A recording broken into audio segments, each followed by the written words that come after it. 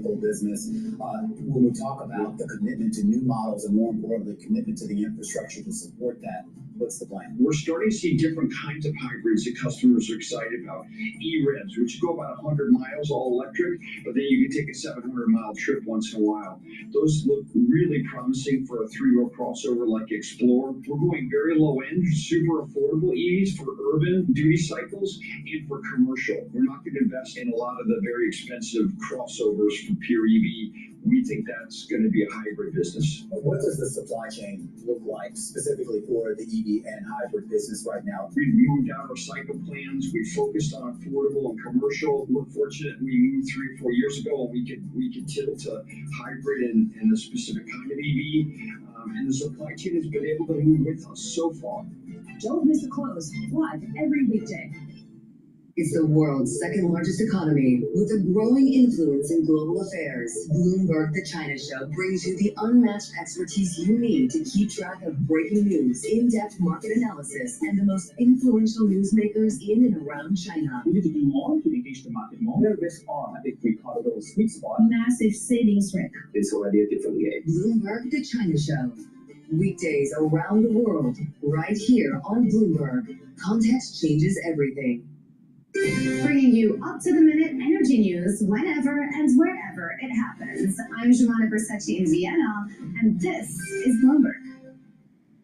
From the world of politics to the world of business, Joe Matthew and Kaylee Lines deliver news, insight, and analysis live 2 times a day, every trading day. Balance of Power at 1 and 5 Eastern, only on Bloomberg. All right, okay, ready? David, what initially sparked your interest in this topic of longevity? 15 years ago, I turned 60. I began to wonder how much longer I'm likely to live and what I could do to extend my life. On longevity, I talked with the leading experts in science and medicine to educate people about how they might be able to change their conduct so that they can live a happier and healthier life. I'm David Rubenstein. Join me on a 4-part journey as I explore the great quest for longevity. Only on Bloomberg.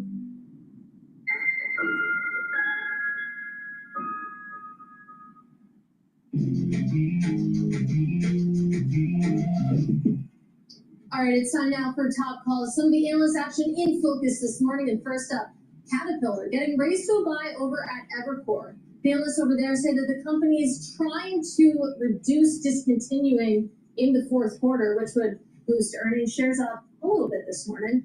Next up, the data center energy company Vertiv is getting initiated with a sell rating over at GLJ Research. The analyst says that the stock is pricing in perfection. And good news, we'll sit down with the CEO next hour. Finally, Palo Alto is getting upgraded to over at Bank of America to a buy after what the firm calls an impressive performance on all fronts in its fourth quarter. Also good news, we'll talk to the CEO next hour, Matt Miller. We talk to a lot of CEOs on this program. That's the point. So I'm looking forward to those 2 interviews. We've been discussing the U.S. government's potential 10% stake in Intel using the CHIPS Act as equity. Bloomberg tech editor Peter Elstrom joins us now from London to try and sort through this complicated and fascinating story, Peter. So my main concern, because I'm from Licking County, Ohio, is that, they have the cash they need, the capital to build this giant fab, I guess, in between. Hello, this is DrPaulCottrell, and I'm doing a live stream on August 19th. We're live streaming on Rumble, on YouTube, on my website, the-studio-reykjavik.com, and simulcasting on X Spaces. If you have a question or you'd like to give me your opinion on what is being covered, please join X Spaces on my X channel, and you can ask for the mic. You'll be live on the show. You can also type it in the chat. Thank you for joining. I greatly appreciate it. Please help support the work that I do by donating on my website, the-studio-reykjavik.com. You can donate through Stripe, PayPal, or buy me a coffee on the homepage. You can also be a paid member to my Patreon channel. I produce these videos for free to inform you on how the market is emerging throughout the news day. So please help support the work by donating. Share the links, ask your social media to follow me, and take a look at the great products that I offer. I have ebooks, I have supplements, and I have course material on immunology and pulmonology that you can learn from.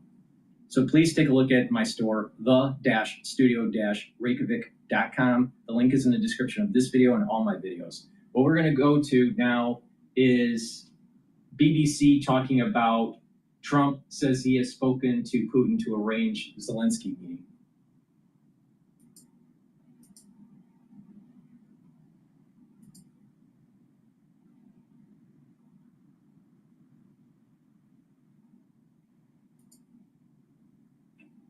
Working for me 24/7, but the truth is, I've got it. The US President Donald Trump says that he has spoken with Vladimir Putin about the next steps in his efforts to end the war in Ukraine, and he's hoping to arrange a meeting between the Russian and Ukrainian presidents. Well, the Kremlin has now confirmed a 40-minute phone call between Trump and Putin, during which both leaders discussed the possibility of continuing direct talks between Russia and Ukraine. So far, no date or location has been set for a potential meeting between Presidents Putin and Zelensky, but French President Emmanuel Macron has suggested the talks take place in Switzerland with the involvement of European leaders. Well, all this follows talks at the White House on Monday between President Trump, President Zelensky, and key European leaders. Those talks included discussions on future security guarantees for Ukraine, with possible US involvement if a peace deal is reached. President Zelensky said that he's ready to meet President Putin, but stressed that Ukraine must have protections in place once the war ends. While posting on social media, here's what President Trump said about security guarantees for Ukraine. Guarantees will be provided by the various European countries with a coordination from the USA. At the conclusion of the meetings, President Trump said that he called President Putin and began the arrangements for a meeting at a location to be determined between President Putin and President Zelensky. After that meeting takes place, we'll have a trilateral, which would be the two presidents plus myself. So we'll have analysis from our correspondents around the world. But first, this report from Arunade Mukherjee in Washington. Together and navigating a complex path to peace in what was a day of extraordinary diplomacy at the White House. All smiles amidst an air of positivity. A marked change from President Zelensky's last visit 6 months ago, which ended in a heated exchange. Thanks so much, Mr. President. If I can, first of all, thank you for your invitation and thank you very much for your efforts. Personal efforts to stop killings and stop this war. Thank you. Loads of thanks and some light humor over the Ukrainian leader's suit this time, given how he had chosen that over the usual fatigues after being criticized last time. President Zelensky, you look fabulous in that suit. I said the same. Yeah, you look good. I said the same thing. Yeah. I said to one that attacked you last time. I remember. Yeah, I apologize to you. You look wonderful. As the European leaders joined in, President Zelensky hailed the talks to be the best conversation yet with Donald Trump. Europe and the UK will be key to any NATO-style agreement that they would all rally to defend Ukraine in the future. Conversations largely centered on what security guarantees Ukraine would be given and the level of US's involvement. There's going to be a lot of help. It's going to be good.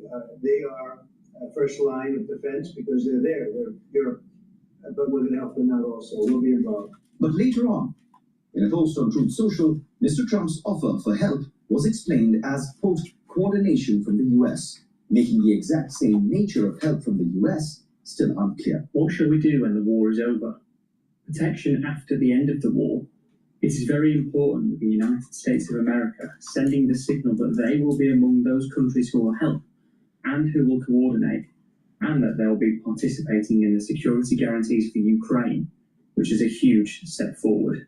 President Trump says he is now working to arrange a bilateral meeting between the two countries at war and then a possible trilateral meeting after that with him present. Speaking to the BBC after the talks, UK Prime Minister Sir Keir Starmer said he was pleased with the outcomes of yesterday's meetings. So a real breakthrough on security guarantees. This is something that's been needed for a long time, very important for security back in the United Kingdom, as well as across wider Europe.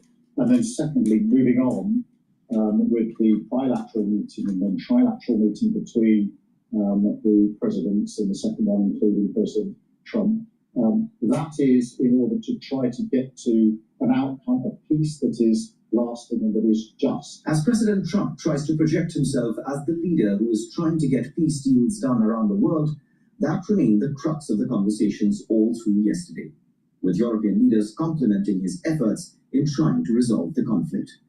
In the absence of a ceasefire, leaders know they are racing against the clock to get a peace deal done. Until that happens, the military onslaught on the ground is expected to continue. Arunodaya Mukherjee, BBC News, Washington. Well, just hours after those peace talks wrapped up in Washington, Russia launched a series of overnight attacks on cities across Ukraine. Over 270 drones and 10 missiles.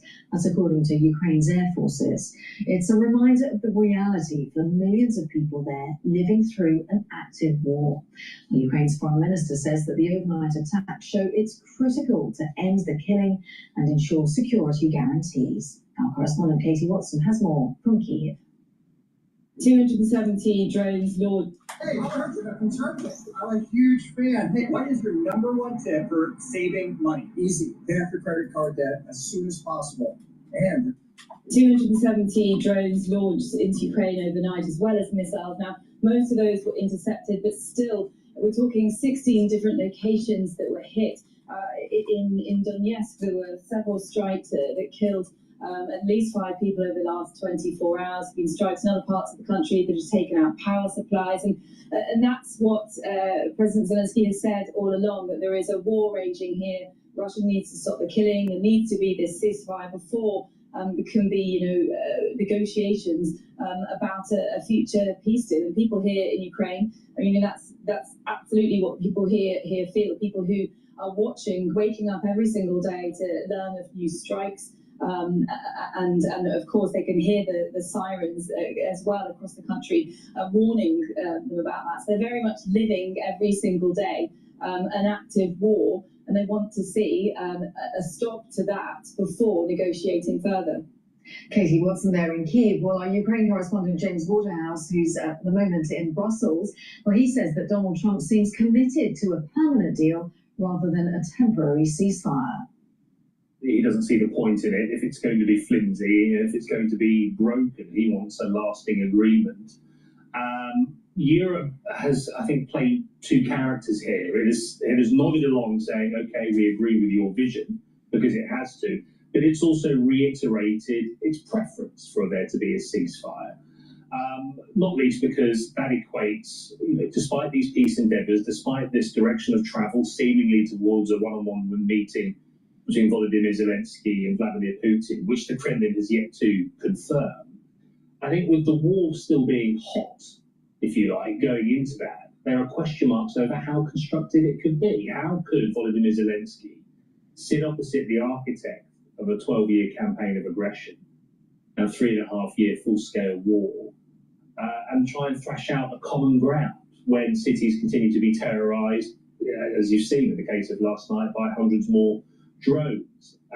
So that's difficult to imagine. Nevertheless, it is this type of format where difficult discussions take place, where you have 2 adversaries in the same room. It is that kind of format where some kind of blueprint for peace, and a lasting one, is thrashed out. But there are so many gaps in detail in terms of what American security guarantees could mean. Does it mean boots on the ground? Does it mean ammunition, intelligence, or all of the above? And to what extent Europe can provide a meaningful security guarantee with their own military capabilities. There are big questions, and it's all about how the Kremlin reacts to what Europe hopes will be a shared proposal with the United States. James Waterhouse there. So we're getting a lot of reaction from the countries that took part in Monday's White House meeting. The Finnish Prime Minister, for example, is saying that the meeting between Trump and Zelensky was a very important step. And in about an hour or so, the British Prime Minister, Sir Keir Starmer, will chair a virtual meeting along with the President of France, Emmanuel Macron, of the Coalition of the Willing, to brief leaders on the outcomes of those Washington talks and also to discuss next steps. The coalition, which includes the UK, France and Germany, is a group of nations that have pledged to help safeguard peace in Ukraine once it is achieved. So let's cross over to Westminster. Our political correspondent Joe Pike joins us live now. So Joe, what more do we know about this virtual meeting that Sir Keir Starmer is co-hosting with Emmanuel Macron? Well, Kasia, it's due to start in about an hour's time, although Keir Starmer's only landed back in the UK in the last half hour or so. So he's quickly moving on to the next political commitment of his pretty busy day. I think this is pretty clearly a download debriefing session between various European and Commonwealth leaders. Not everybody in the coalition of the willing was, of course, at the White House yesterday. So I'm sure Keir Starmer, the chair of today's meeting, even though he's the co-chair of the coalition alongside Emmanuel Macron, will be putting his view across as to the next steps. The big unknown here, firstly, does seem to be, as James Waterhouse touched on, what US involvement in security guarantees will actually be, even though Donald Trump has committed to them. And on that point, we're expecting UK officials to arrive in the States today to start detailed talks about the US's role. So I'm sure that will be fed into today's meeting. A lot of other challenges, and the big unknown, I suppose, aside from the details of security guarantees, Kasia, is what Vladimir Putin does next. My understanding from talking to UK government sources in the last few hours seems to be that European nations have decided to, for now, go all in on Donald Trump's peace process, be seen as supportive as possible. That's certainly what we heard in the White House yesterday. And I suppose the strategy seems to be, if it goes wrong or falls apart, well, Donald Trump is not able to blame any European nation or Kyiv either. And also, certainly, breaking news, President Trump rules out sending U.S. troops to Ukraine despite expressing openness to the idea during the talks with Zelensky.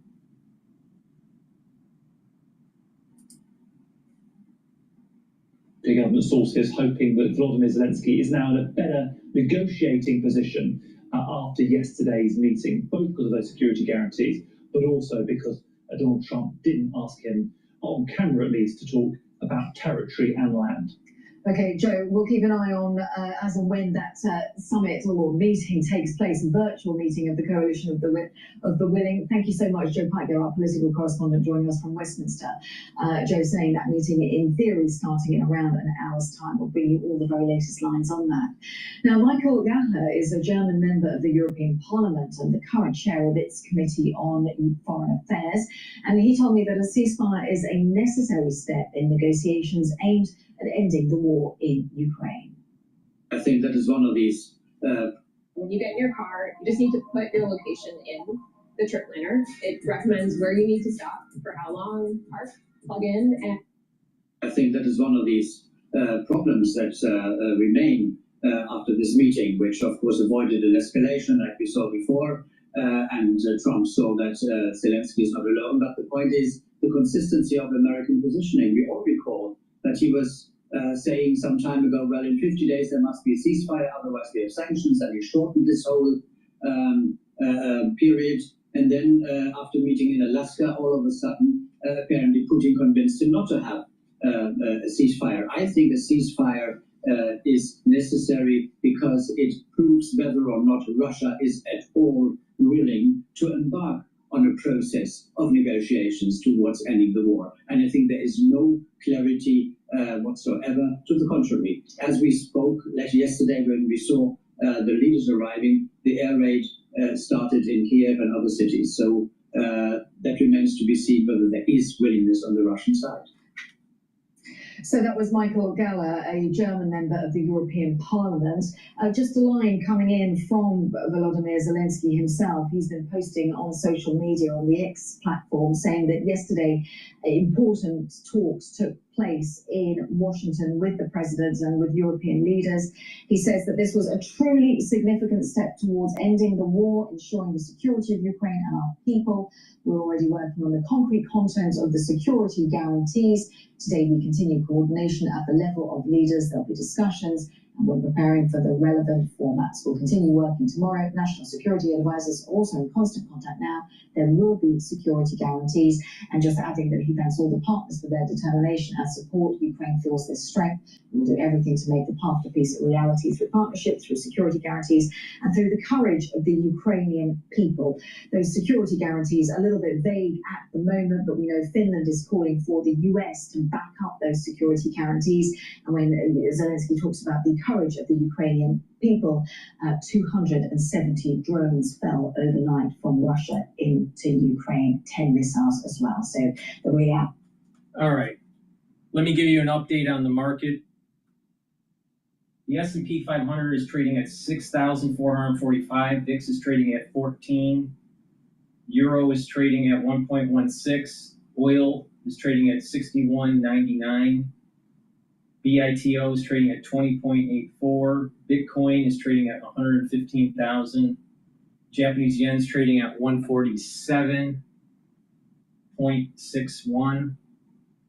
Natural gas is trading at 2.76. And oil is trading at 28.14. All right, so let's go over some of the resistance and support levels.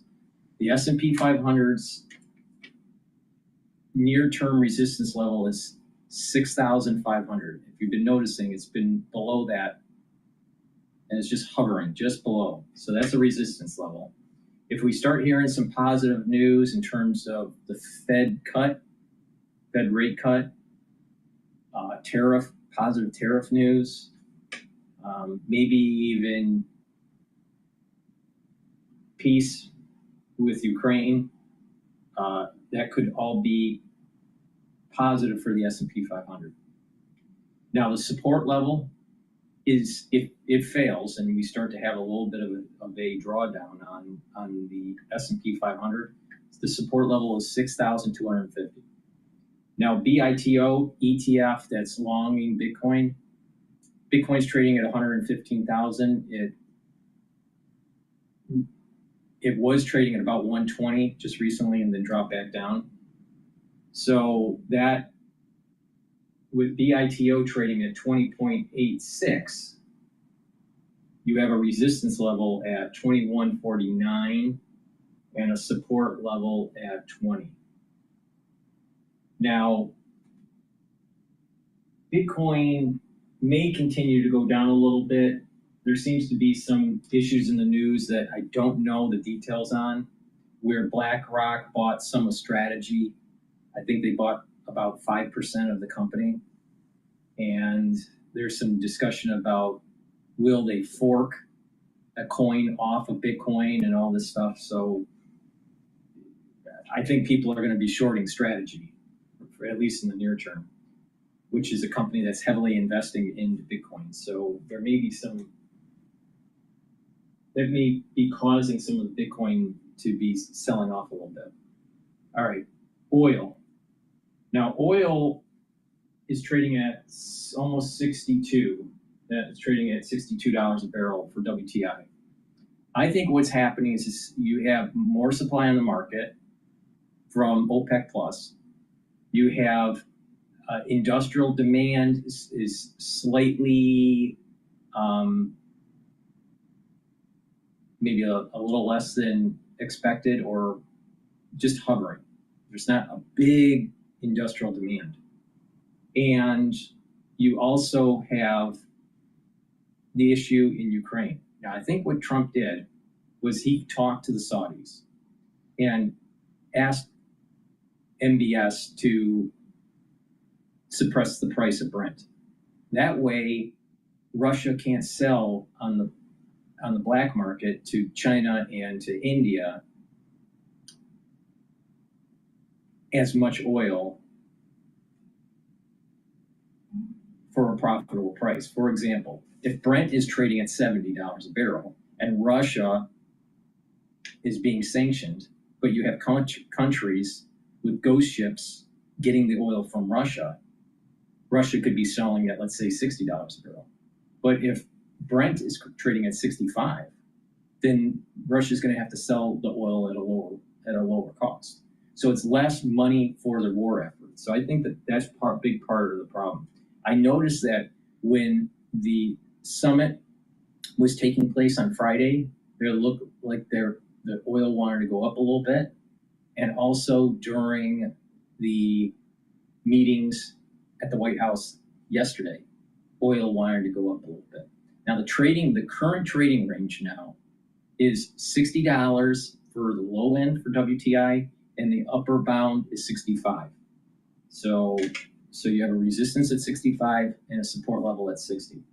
But this is heavily involving event risk, especially with Russia. Now, if we get bad economic data, oil will probably start trying to break that $60 support level and start trading at about 59, 58. Now, natural gas is trading at 2.759. Now, about 3-4 weeks ago, it was trading above 3, around 3.2, 3.3. There was a trading range that I was looking at that was around 3.1 or 3.2 as a low end, all the way up to 3.8. Now that trading range is looking like around 2.7 to maybe 3. So we have a resistance level at 3 for natural gas, and we have a support level at about 2.5. Now, many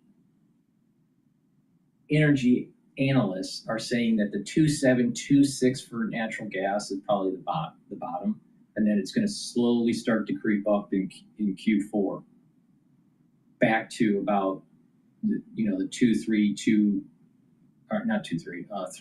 or maybe 3.3, 3.4 range for millions of British thermal units. So natural gas is probably a time to actually accumulate shares for the upcycle in Q4. Now, TYD, which is an ETF that trades the belly of the curve for treasuries, U.S. treasuries, it's the 7 to the 10-year treasury. Now, the 10-year treasury is trading at 4.3 for yield. 10-year treasury is trading at 4.34 for the yield.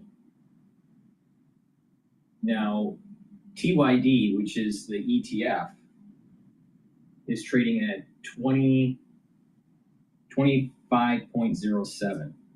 So we have a support level at 25.02, and we have a resistance level for TYD at 25.87. Now, how TYD works is that if yields go down, bond prices go up, TYD ETF would go up. So it's directly correlated to the price of the bond. If the Federal Reserve lowers rates, then the yield curve for the different maturities is most likely going to start to shift down. Now, it doesn't mean that it's going to shift down in equal amounts. It doesn't mean that they're going to shift down at exactly the same time. But over time, that curve is going to shift parallel down. Now, what that means for the belly of the curve is that if the Federal Reserve is lowering rates, that the 7 and a 10-year yield most likely will trade lower. Now, if the Federal Reserve does their rate cut this year, some people are saying in September, some people are saying in October. I think it'll be in October. And I think it'll be a 1/4 point. But if the Federal Reserve does lower a 1/4 point or a 1/2 point, then it's going to affect the belly of the curve and yields will start to go down. And instead of trading at 4.3, I wouldn't be surprised that it starts trading at 4.1. So that would mean that TYD will go up. So keep in mind with that price action, with the Treasury, especially with the Federal Reserve potentially lowering rates this year. All right, with that said, let's go back to some of the breaking news here. I want to listen into individuals talking about their projection for Bitcoin. This is on CNBC.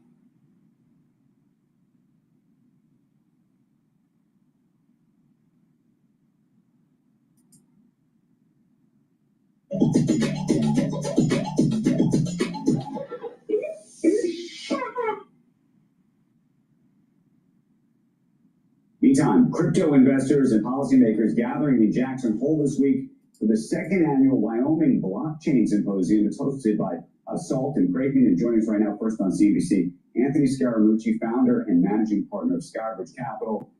Smart to do this almost as a shoulder event to Fed Chair Jay Powell.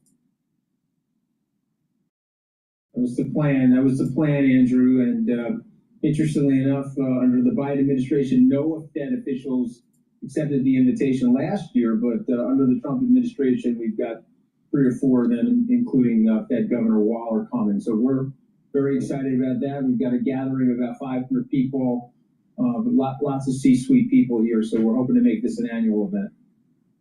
You just mentioned one of the names that may be a potential Fed chair. Before we get into the crypto side of things, do you have a take on the next Fed chair? We just had Scott Besson on. He said he's going to be conducting interviews post-Labor Day with a group that may be as many as 11 right now, but sounds like some of the guests that are at your event may be on that list.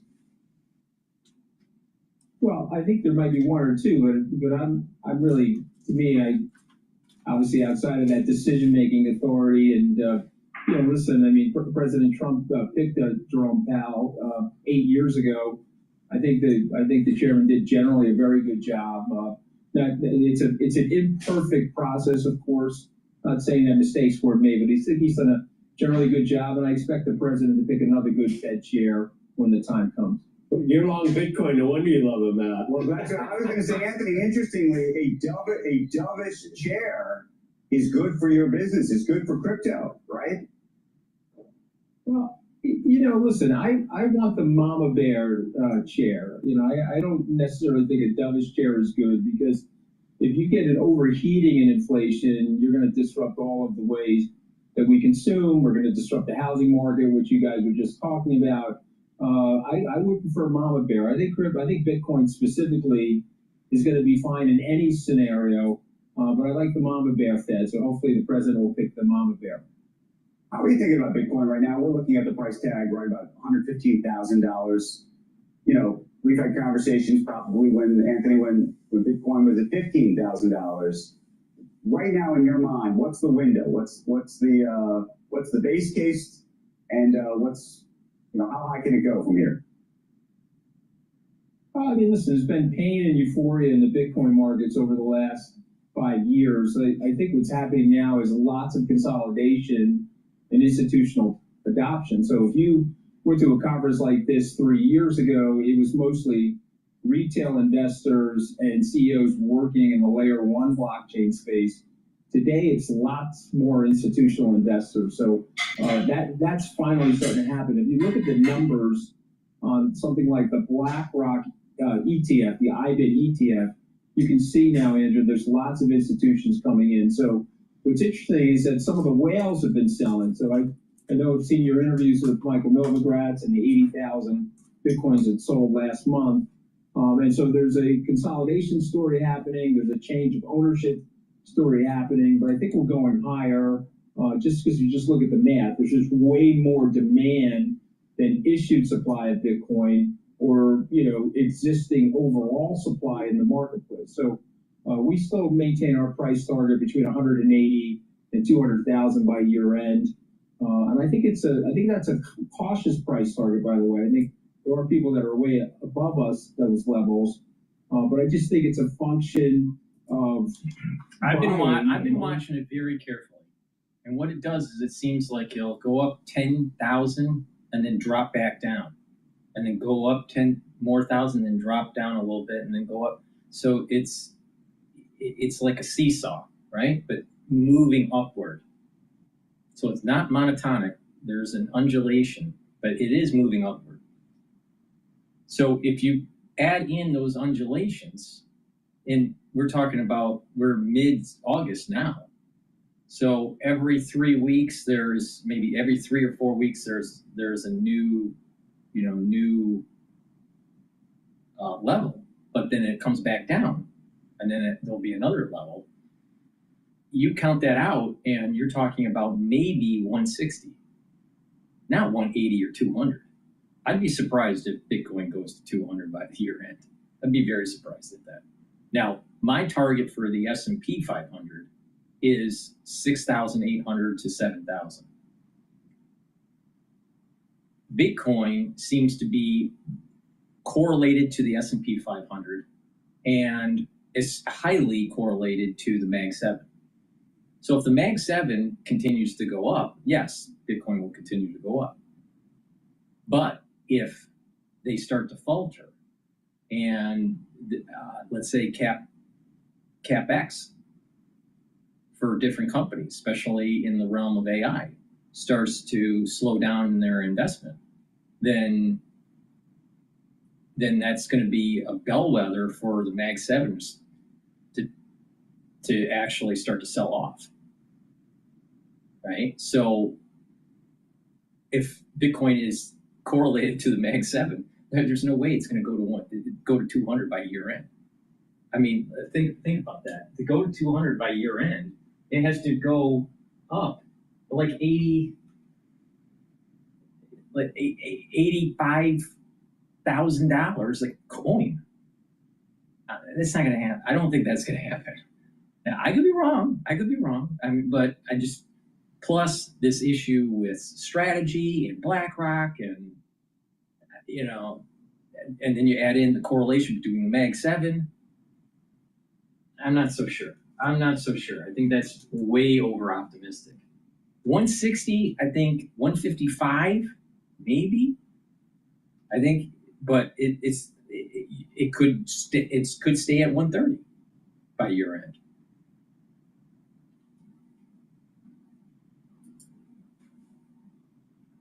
$450 Bitcoins being made by the network per day. How do you feel about buying Bitcoin directly these days versus folks buying ETFs versus folks buying, you know, some of the products that Michael Saylor is selling, for example? Now, my take on this. My take on this is that you can buy a fraction of a coin. You can buy it, buy Bitcoin. I prefer to buy ETFs because when you look at that whole ETF world, you can get leverage out of the ETF. So you're buying on leverage, and you can create strategies where you can buy and sell. So you can buy an ETF that buys Bitcoin, that's long, or you can short it. It's harder in the spot market for Bitcoin to do that. You can, but it's just harder to do. It's harder to short Bitcoin, right? Just short it, right? Because it'd have to be to another currency. And usually that's on a margin, and you can get a margin call. And there's a lot of, it's hard. So it can be done, but it's a lot harder. But if you play the ETF game, you get more specificity. You can calibrate your trades better. And that's the reason why I look at these ETFs. And there are a lot of them out there. Now, BITO is longing Bitcoin, and BITI shorts Bitcoin. So you can create these complex strategies. Problem is that those are leveraged, and you get leverage decay. So you can't hold the position for very long, because if you do, you start to lose that volatility. So the way those ETFs work is it's playing with the volatility. So if Bitcoin doesn't move fast, those ETFs don't move. It's when you have big price moves, either up or down, where you get the action in the ETF. They're all linked to Bitcoin, IBIT being the purest link to Bitcoin. I think what Michael has done is absolutely extraordinary, as evidenced by all of the copycats that are out there. And again, not just copycats for Bitcoin, but for Ethereum, Solana, Avalanche, and others. And so it's different strokes for different folks. Michael, you're probably getting a little bit more of a kick to your Bitcoin exposure. IBIT, I think it's a pure play, and I would just point out that places like JP Morgan will actually lend on IBIT, and so it's a very secure asset that people trust. I own a lot of Bitcoin and hold it in storage, and Andrew, for myself. and for Skybridge. And so there's different, different ways to approach it. I think the institutions will likely go into the ETFs. And of course, there's a lot of institutions that quote unquote can't own Bitcoin, that they end up owning Michael stock or synthetics like that. And where do you land right now in the stablecoin arena? We've had Mr. Allaire on recently from Circle. That's really the way people are playing that in the public market at this moment. But there's a whole bunch of new stablecoin companies coming into the public market. And I keep wondering sort of how that all shakes out longer term. That feels different to me than what's happening with either Bitcoin as a currency or Ethereum or whatnot. Well, I mean, and also,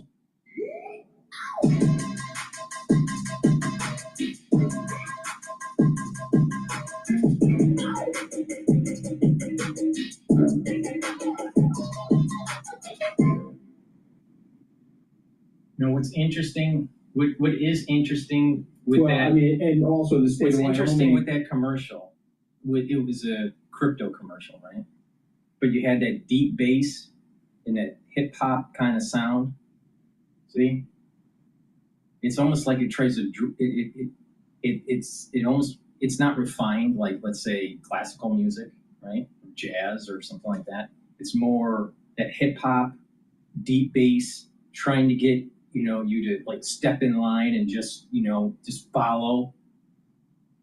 There's a reason why if you watch like soldiers marching, right? And there's a cadence. This is a similar cadence to this hip hop bass sound. So if crypto is playing this kind of music, it's almost trying to create an emotional response where you should be a follower. All right. They use that music on purpose for crypto, for sure. Is announcing this morning their own stable coin, so you can add that to the mix as well. Congratulations to the state. I just think that that's generally good. I share Secretary Desson's view of this, that's generally good for the U.S. dollar. It means more treasuries, more short-term treasuries, demand for those securities. But I also think it's going to bring a wave of technological innovation. We at our last conference in Bermuda, we did a drop of stable coins into people's phones where they could spend, I guess it was $100 at the different tourist shops on Front Street in Bermuda, and it worked beautifully. And I think they're going to get to the point where we're transacting using stable coins. It may bypass some of the credit card fees and some of the other ancillary third-party confirmation fees that we've charged historically in the marketplace. So I generally think it's very good. I think those companies will consolidate. And I think one of the discussions here at the Wyoming Blockchain Symposium is going to be about a central bank digital currency. And I stand with President Trump on that. I don't think we need that. I think it could be, from a libertarian perspective, too intrusive from a privacy matter. And I think the private companies are doing a great job in this area. And so I'd like to just stay in the private company realm as it relates to dollar-based stablecoins. So he was talking about he was talking about IBIT. I don't trade IBIT, but IBIT is a long for Bitcoin. All right, it doesn't have an inverse ETF, so you can't do a complex hedging strategy. In addition, it doesn't pay a dividend. Some of these complex hedging strategies, other ETFs, do pay dividends. All right, so they don't pay a dividend yield, and you can only long it. Right now, you could have the ability in your trading account to short IBIT directly, but that you can get a margin call on that. So it's not necessarily the greatest way to play it. In this context, on the stable coins, is if everybody's playing in this, how much margin is there really, right? And therefore, in the stable coin arena. Well, remember, they're not allowed, because if you look at the last legislation, there's no yield on the stable coins, Andrew. So if you're you're converting dollars into a stable coin, there's going to be a spread there for those guys naturally. I don't think the competition is going to impact that unless we switch up that yield mechanism. Let me ask you a different question, and maybe it's a political question, but it's a business question. You obviously had your couple of minutes. I never talk politics, Andrew. That's I'm not. You never talk politics. Not in politics anymore. But go ahead. I can take a political question. He tweets it. He podcasts it. He does all of that. I'm just curious if you just weigh in on this sort of larger industrial policy question in terms of the way the country is moving. We're talking about Intel. We were talking about NVIDIA earlier and the AMD deal, and whether you look at all of this and you think of it as a very positive, affirmative approach, the way the country should be dealing with these things, or you look at them as shakedowns for corporate leaders. Which one is it these days for you? I think it's really important. I think it's really important for the United States to build its economic clustering and to use tariffs as a means to force these companies that have been playing labor arbitrage and regulatory arbitrage to have higher margins for the last 35 years. I was born and raised in Detroit. I know a lot about manufacturing. I spent a lot of time in automotive, all right? Automotive was hurt radically by the shipping of its economic cluster because of NAFTA. And it first happened with moving it to Windsor, Canada. And then the next hit was moving operations to Mexico. And then the hit after that, after 2000, was favored status for China. So to have a economic, vibrant country, we have to bring back manufacturing. Now let's see what this hedge fund clown that has a law degree has to say. Developing such a good relationship with Joe Kernan, I almost don't want to answer the question, but I am going to answer the question. We don't love everything. We don't love everything, but we certainly didn't vote for Kamala, or at least speaking for myself. Let him answer the question. All right. Well, I'm going to answer the question. I appreciate surgical tariffs where we need to protect our private companies against government-sponsored companies overseas that are dumping into our markets. So I'm all about that. I don't like the massive macro tariffs. I think they're long-term damaging. I think the companies have exhausted their ability to absorb the prices of those tariffs. No, he's wrong. He's wrong. He's wrong. Obviously, he's never engineered anything in his life. It's obvious. He probably can't fix his own toilet. He probably can't put up his own drywall in his house. He probably can't even paint his kitchen. All right? This is the problem with people that are trying to make decisions for the rest of the country.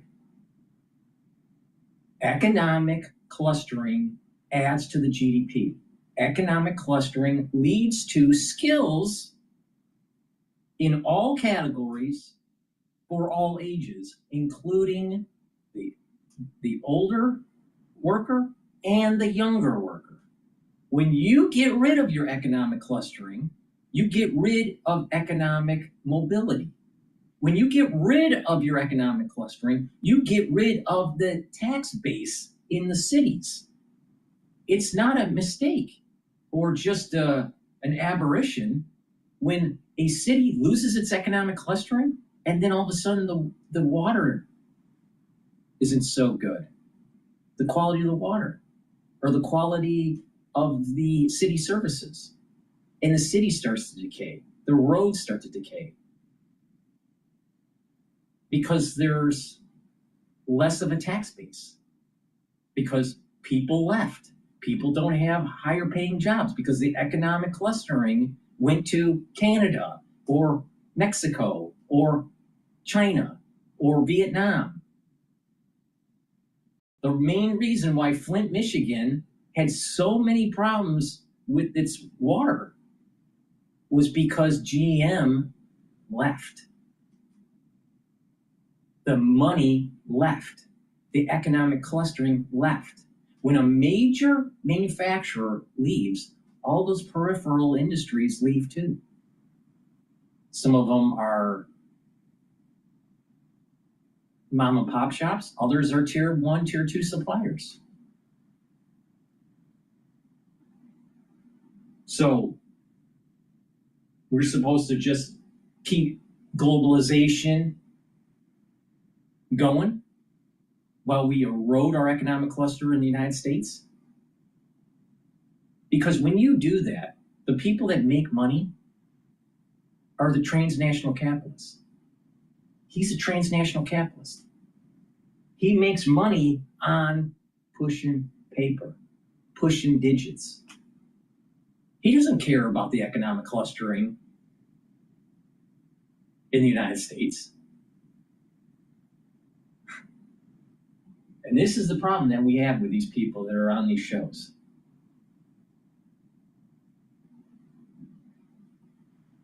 They're not engineers, never have been, never will be.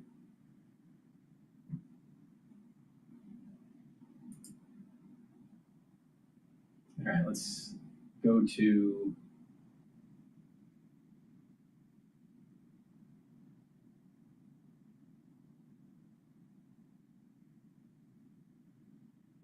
let's listen to the U.S. Commerce Secretary, Howard Lutnick. Oh, before we do that, same old phone? No. Let me just do a product plug here. Please go to my store, the-studio-reykjavik.com, and get the C60. C60 is a very potent antioxidant. It's part of my anti-aging protocol. And by using C60, you're going to slow down the aging process, improve your endocrine system, improve your immune system. Now, you're going to also improve your cardiovascular system.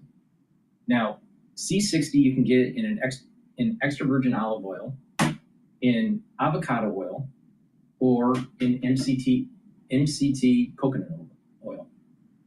Now, C60 needs to be in an oil because the carbon molecules, 60 carbons connected together, looks like a soccer ball. It'll soak up free radicals, but that molecule has to be in a lipid for you to absorb it properly.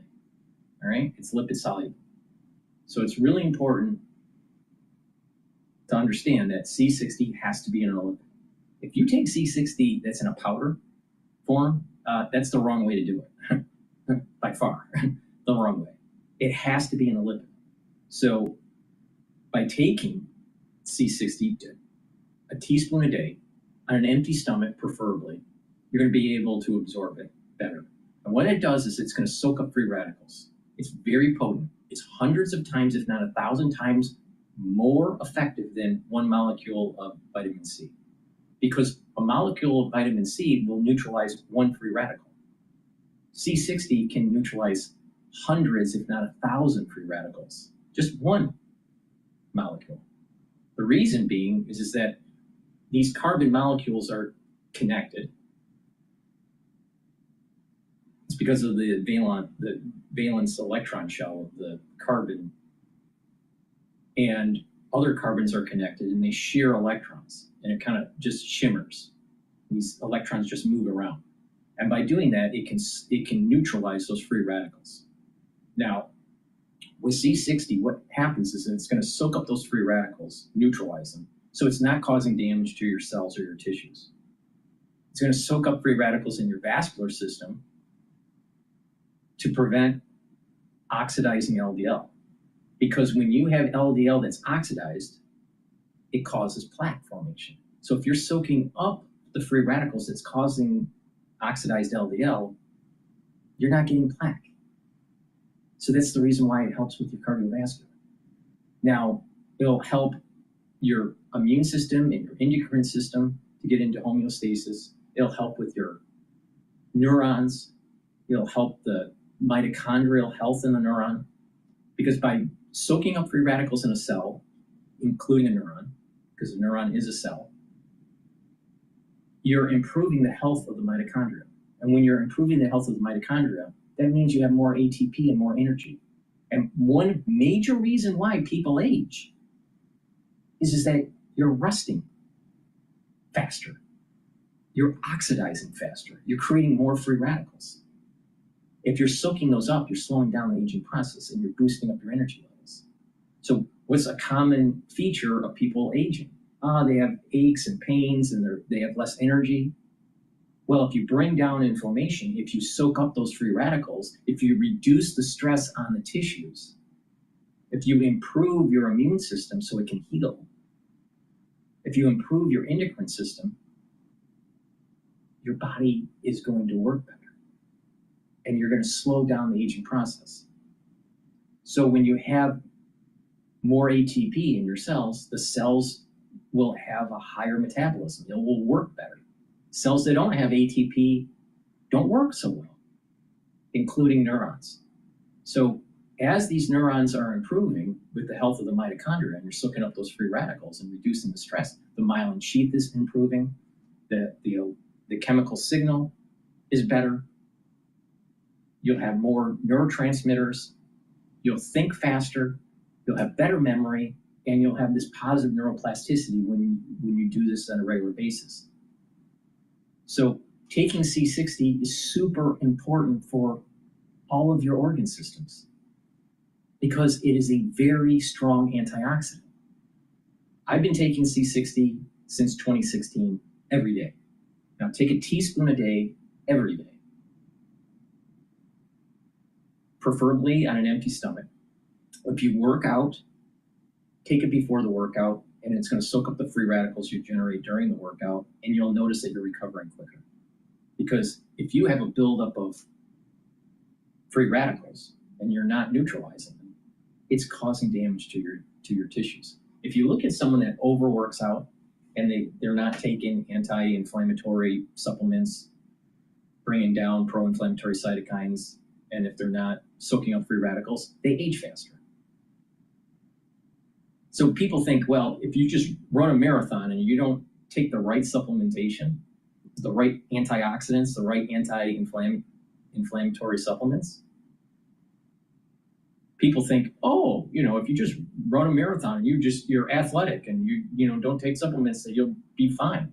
No, that's not true, because you're building up free radicals while you're working out. And this is the reason why that if you overwork out and you're not eating properly, because there's antioxidants in certain types of foods, but also taking higher doses of supplementation and stacking them the proper way. If you overwork out, you're speeding the aging process. Case in point, you look at these super athletes, right? Like the Tour de France types, and you look at them after they retire, all right? So they're in their prime, at age 23, 24, 25, maybe 27, all right? And then they start to decline. And you look at them when they're in their 40s, huge difference. They've aged a lot. And this is the point I'm making, is that there is such a thing as overworking out, especially if you're not taking higher doses of those supplements that will bring down inflammation and soak up those free radicals. So you can take lessons learned from sports medicine. You can take lessons learned from geriatric medicine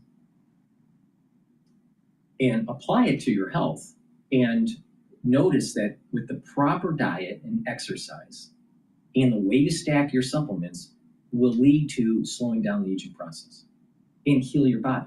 Not just slow down the aging process, you're healing your body. That's the whole point. So please go to my store, the-studio-reykjavik.com, and get the C60. Make sure you take it every day, a teaspoon a day. And it stacks really well with NAD+, ubiquinol, resveratrol, clarity factor, and other supplements that I'll be talking about throughout this broadcast. But it works.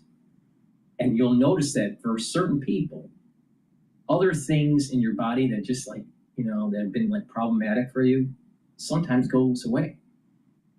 A lot of people that have a vision issue will notice that their vision starts to improve over time. Now, what is vision? It's really the nervous system, all right? I mean, there's some mechanical aspects to the eye and all this, but the retina and the signaling, that's the nervous system.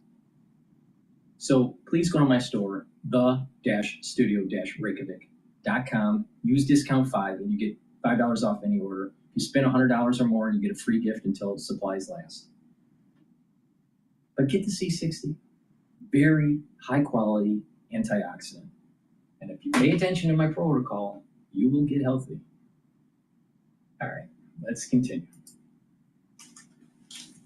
Upgrade to the new Galaxy Z Fold 7.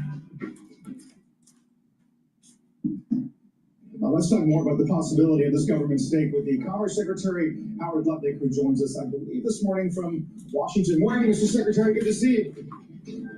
Good morning. Nice to see you guys. Could you help us understand sort of the calculus behind this move?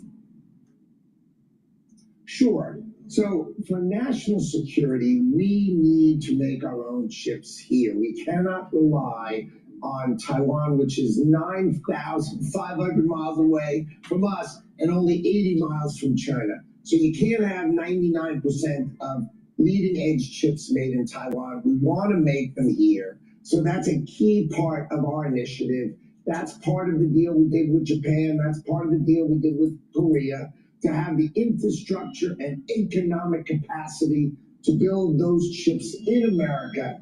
And of course, one of those pieces is it would be lovely to have Intel be capable of making a U.S. node or a U.S. transistor, driving that in America. That would be lovely. That's not necessary, but as I said, that would be a really good thing to have, would be American participant in the semiconductor space. So, Mr. Secretary, how do you view then the CHIPS Act funds that have yet to be committed but have been promised, and the idea that that might be then converted to an equity stake? Is that how we should view it, that ultimately that's what you're talking to Intel about right now? Yes. I mean, the president figures out that America should get the benefit of the bargain. I mean, that is exactly Donald Trump's perspective, which is, why are we giving a company worth $100 billion this kind of money? What are in it for the American taxpayer? And the answer Donald Trump has is, we should get an equity stake for our money. So we'll deliver the money, which was already committed under the Biden administration. We'll get equity in return for it, get a good return for the American taxpayer, instead of just... I think it's very important, especially for our key industries like semiconductor industry and the electronics, especially when it comes to defense, to make it more stable and domestic. All right.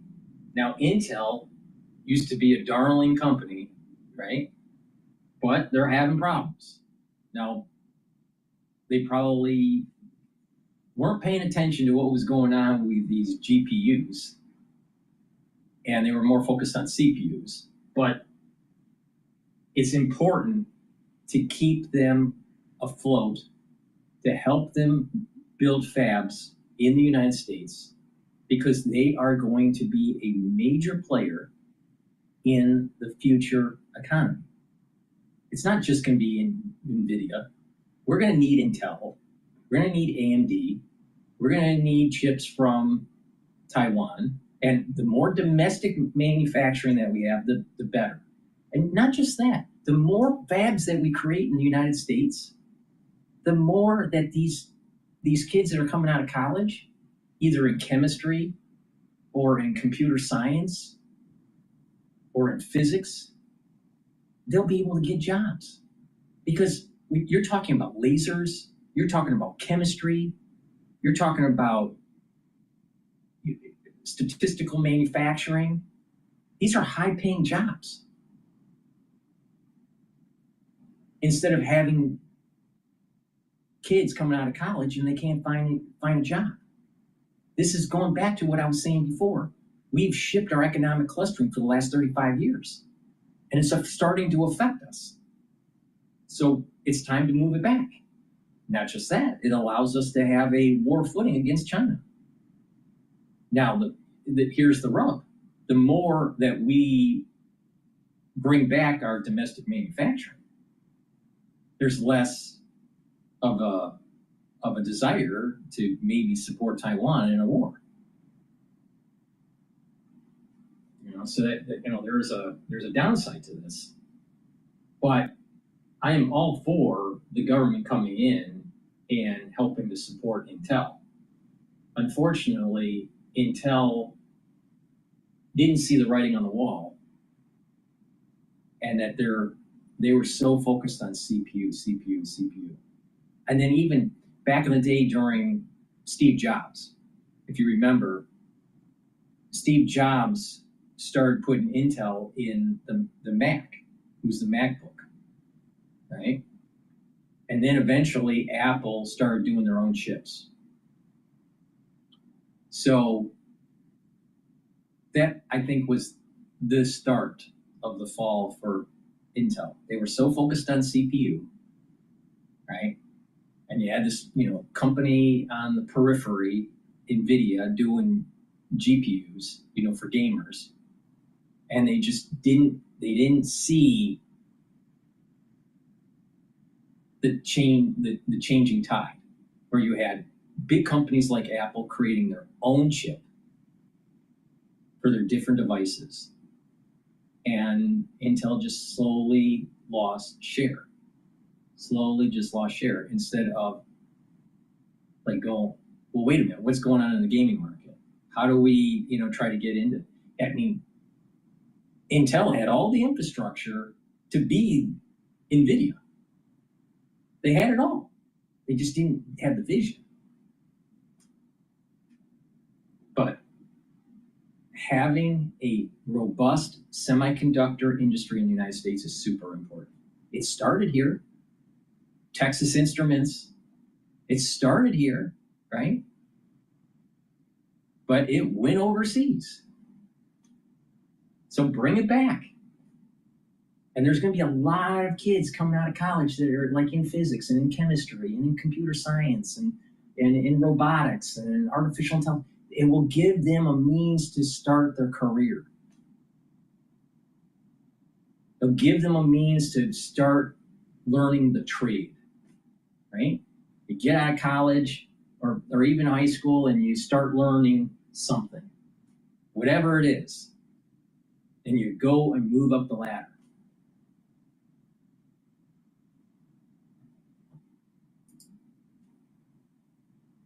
Grants away. Donald Trump views we should get benefits for the economics that we put out.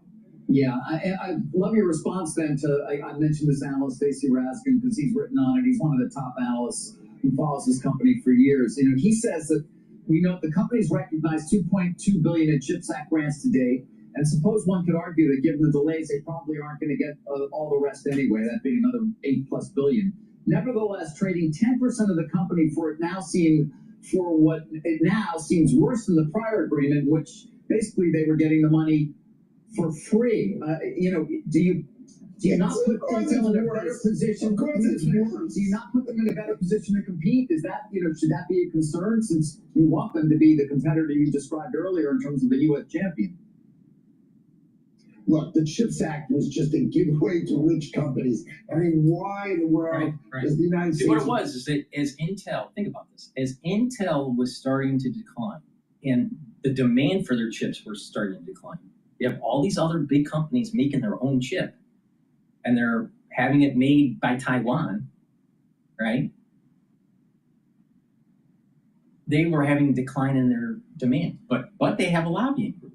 They have senators. They have people that they know. Oh, give some of that money to us, some of that chip money to us, and we'll fill some of the hole that we have, even though that no one wants to buy our chips. Even though that our business model, our business plan for the future is somewhat not very optimistic. The thing is that they need to have a different vision. They need to start thinking, what is going on with what's the new economy, and being able to invest in it. Instead of this whole corporate corporate welfare because of lobbying groups. And this is a big problem in the United States, especially with the lobbying with K Street. You have a corporation that may be declining. They try to create certain types of regulation that will benefit them instead of their and push out their competitors. And or they get some sort of subsidy or some sort of help by the government through the CHIPS Act, let's just say under Biden. And it's not really helping the company because of poor management. See, they were supposed to build this fab, right? Well, instead, it's to keep on kicking out the dividends to the shareholders. It's to fill some of the holes because of bad management. Well, no, they need to like get their shit together because we're going to be going to war with China. All right. Now, if we're going to go to war with China, we better be able to make those chips because majority of the chips that are made in the world are in Taiwan.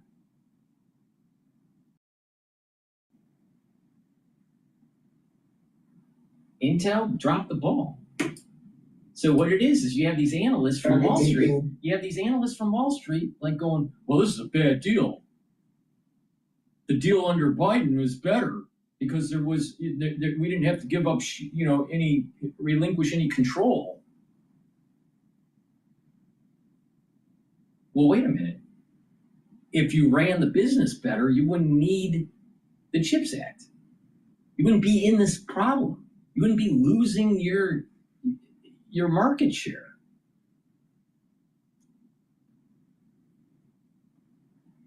So it's Wall Street again trying to push back on bringing back the economic clustering.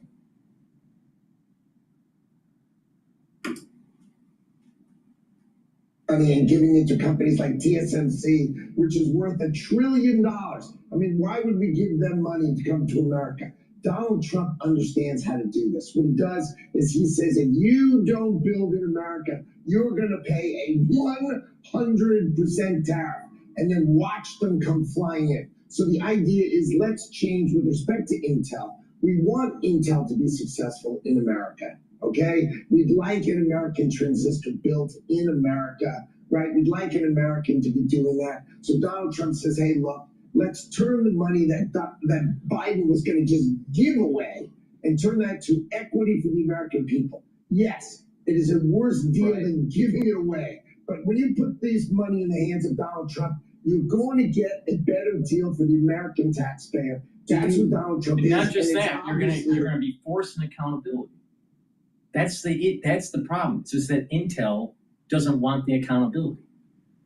But they'll take the free money and then quarter after quarter say that the fab plant is over budget and it's way over budget and that and it's delayed and da. So what it was is for the management a windfall and for the shareholders a windfall. But the taxpayers have to pay for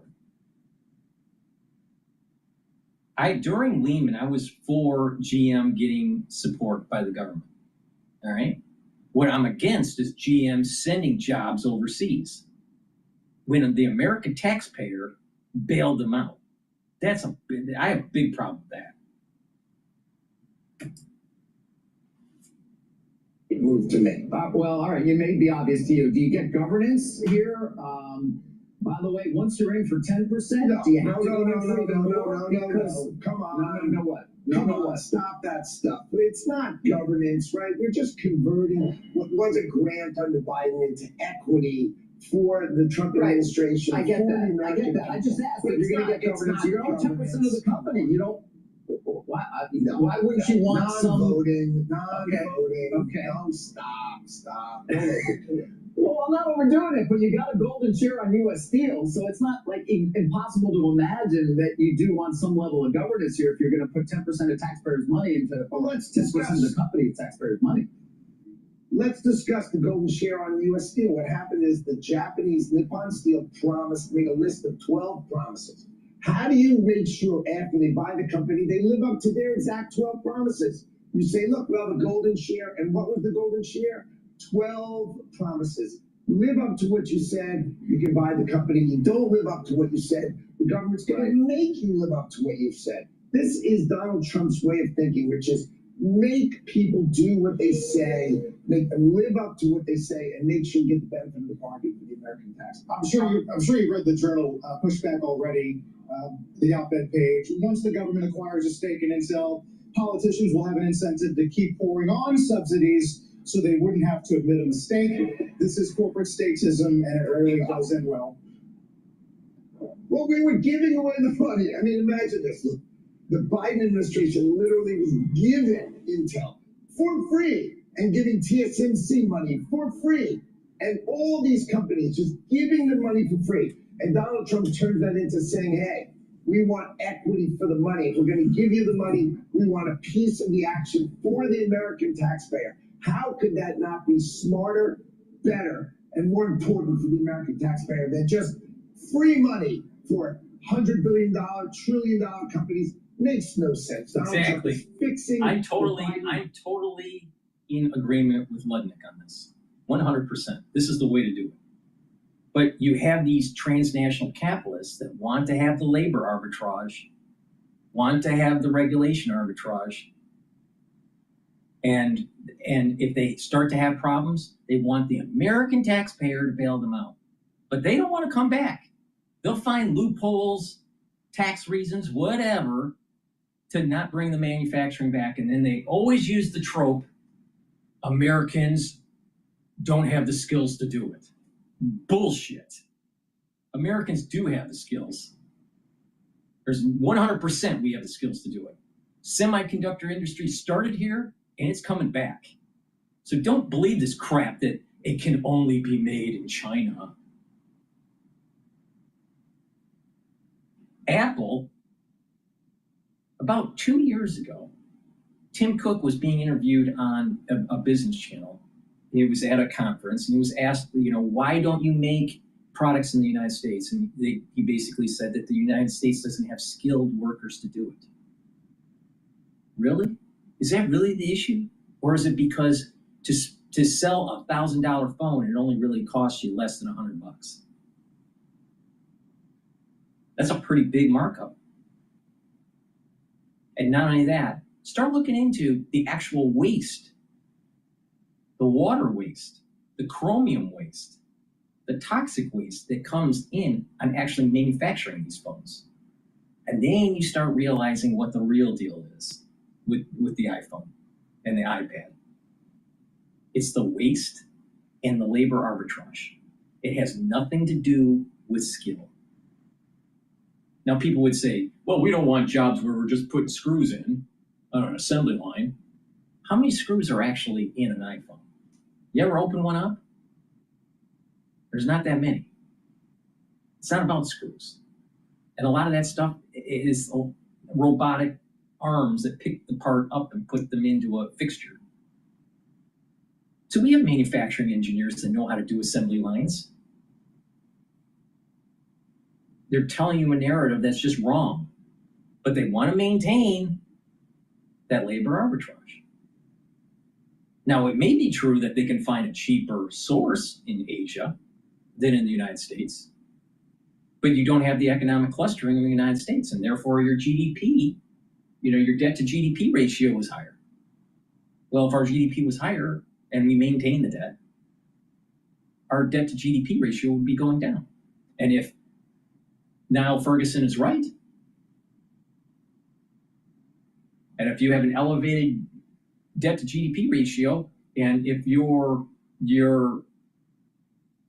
debt, your interest payments are higher than your defense spending annually, you're a declining empire.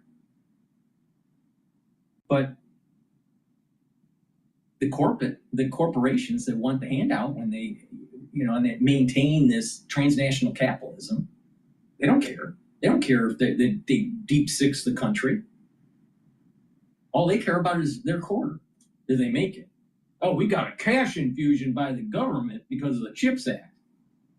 And then the analysts will, do their calculation, do their NPV, net present value, and discount based on a certain rate. And then they say that, you know, that the company is a buy because you know, stock's trading at 115 and it should be trading at 2,000 or whatever.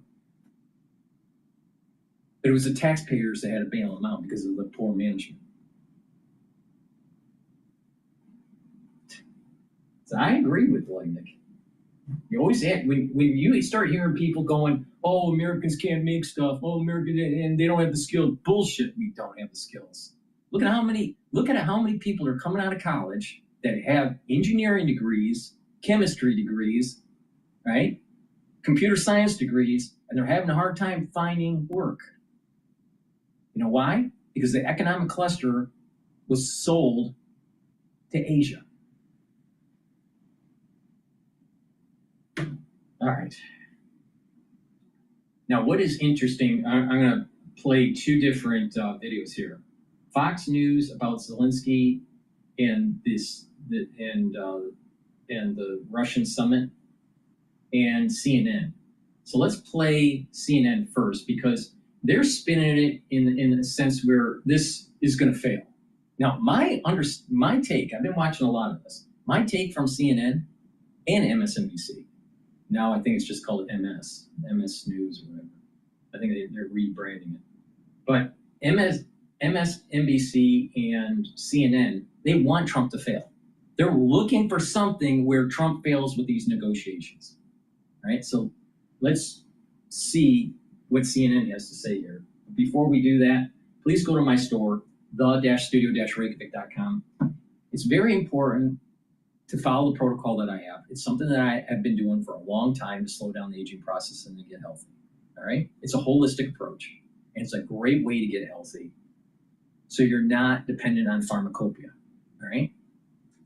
The first part of this is a good foundation, and then you build off of that foundation. Now, what's the foundation? The foundation is a multivitamin and a probiotic. Why? Because multivitamins are super important for enzymatic activity, and a probiotic helps with your gut health, and health for your body starts at the gut. All right? So complete multivitamin is in stock. It's very high quality. It's easy to digest, and it has the vitamins and minerals that you need as cofactors for enzymatic activity, so your cells will perform the way they're supposed to. And you build off of this. That's why I call it the foundation. So go to my store and get the multivitamin. It's called the complete multivitamin. And get the probiotics. I have two types of probiotics. I have a powdered version and a veggie cap version. I have the powdered version in stock right now. Now, with probiotics, you take it. It's going to improve your absorption of nutrients. It's going to help with the mucosal lining in your gut. You're going to improve your gut biome. It's going to improve your immune system. It's going to improve your metabolism. It'll even improve your sleep pattern. Because if you have the proper gut biome, you actually produce melatonin. And guess what? That will help you sleep. And with proper sleep, you'll be consolidating memory. You'll be less irritable. You'll be able to detoxify your central nervous system. Your skin will improve. So you get lots of benefits by taking a good probiotic. So go to my store, get the probiotics, and stack it with the complete multivitamin. And by doing that, that's the foundation that we're going to be building off of. So please go to my store, use discount 5, and you get $5 off any order. If you spend $100 or more, you get a free gift until supplies last.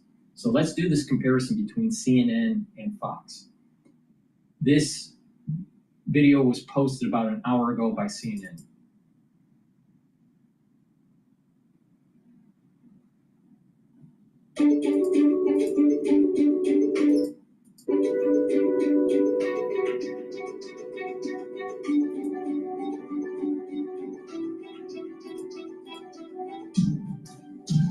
New Russian strikes on Ukraine, the largest aerial assault since July, and then just a few minutes ago, Moscow refused to commit to a meeting between Vladimir Putin and Ukrainian President Volodymyr Zelensky, though it's stopping short of ruling out any further talks. Now, the meeting was supposed to be one of the major takeaways, if not the major takeaway from the historic White House summit yesterday.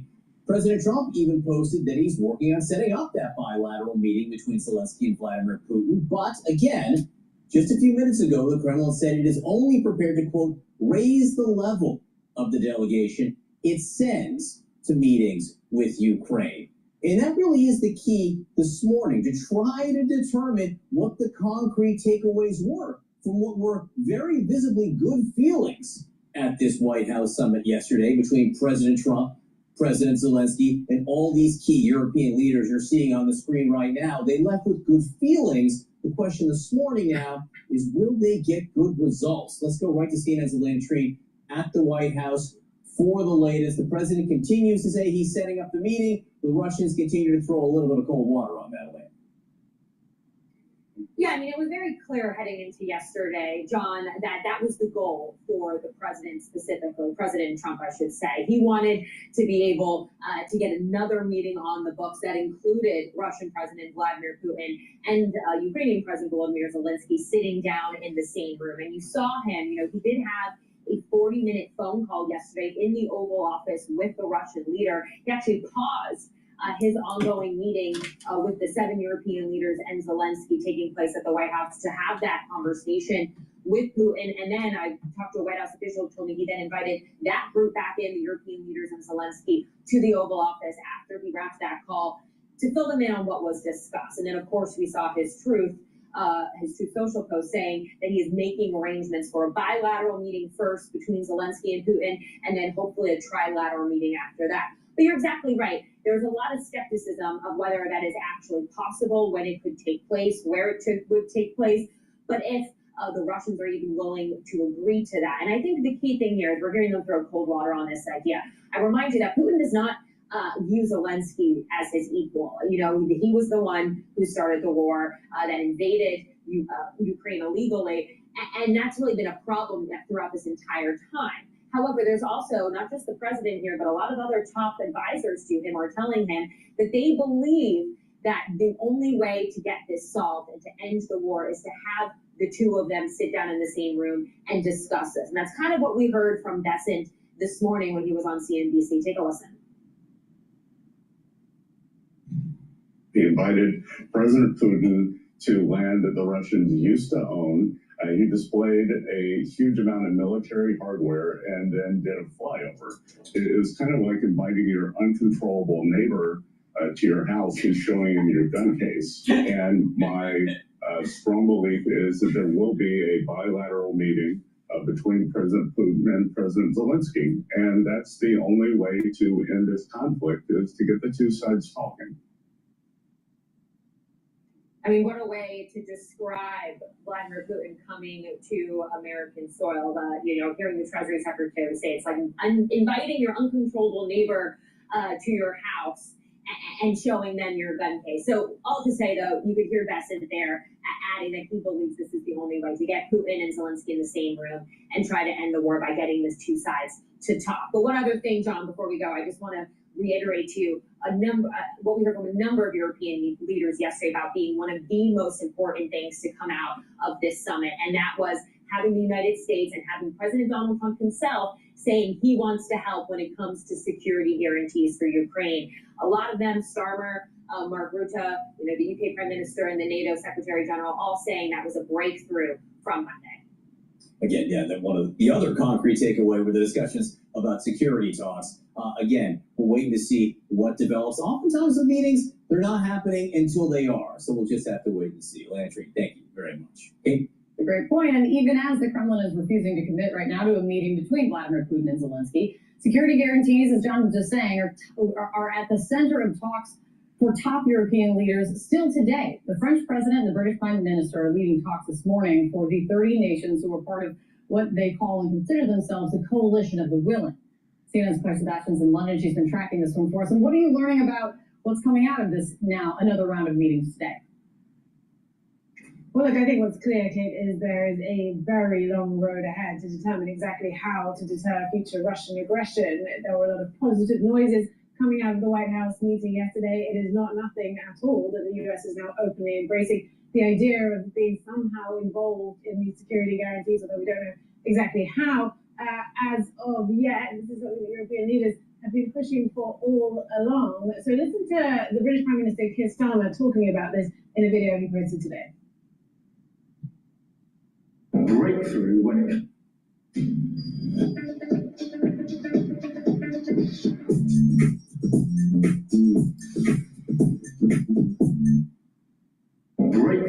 it comes to security guarantees, with now the coalition of willing countries, that's 30 or so countries that we've been coordinating for some months on security guarantees, now working with the US at pace to work up those security guarantees. These guarantees will ensure that if there is a peace, if there is a deal, then we hold to it and there isn't further conflict.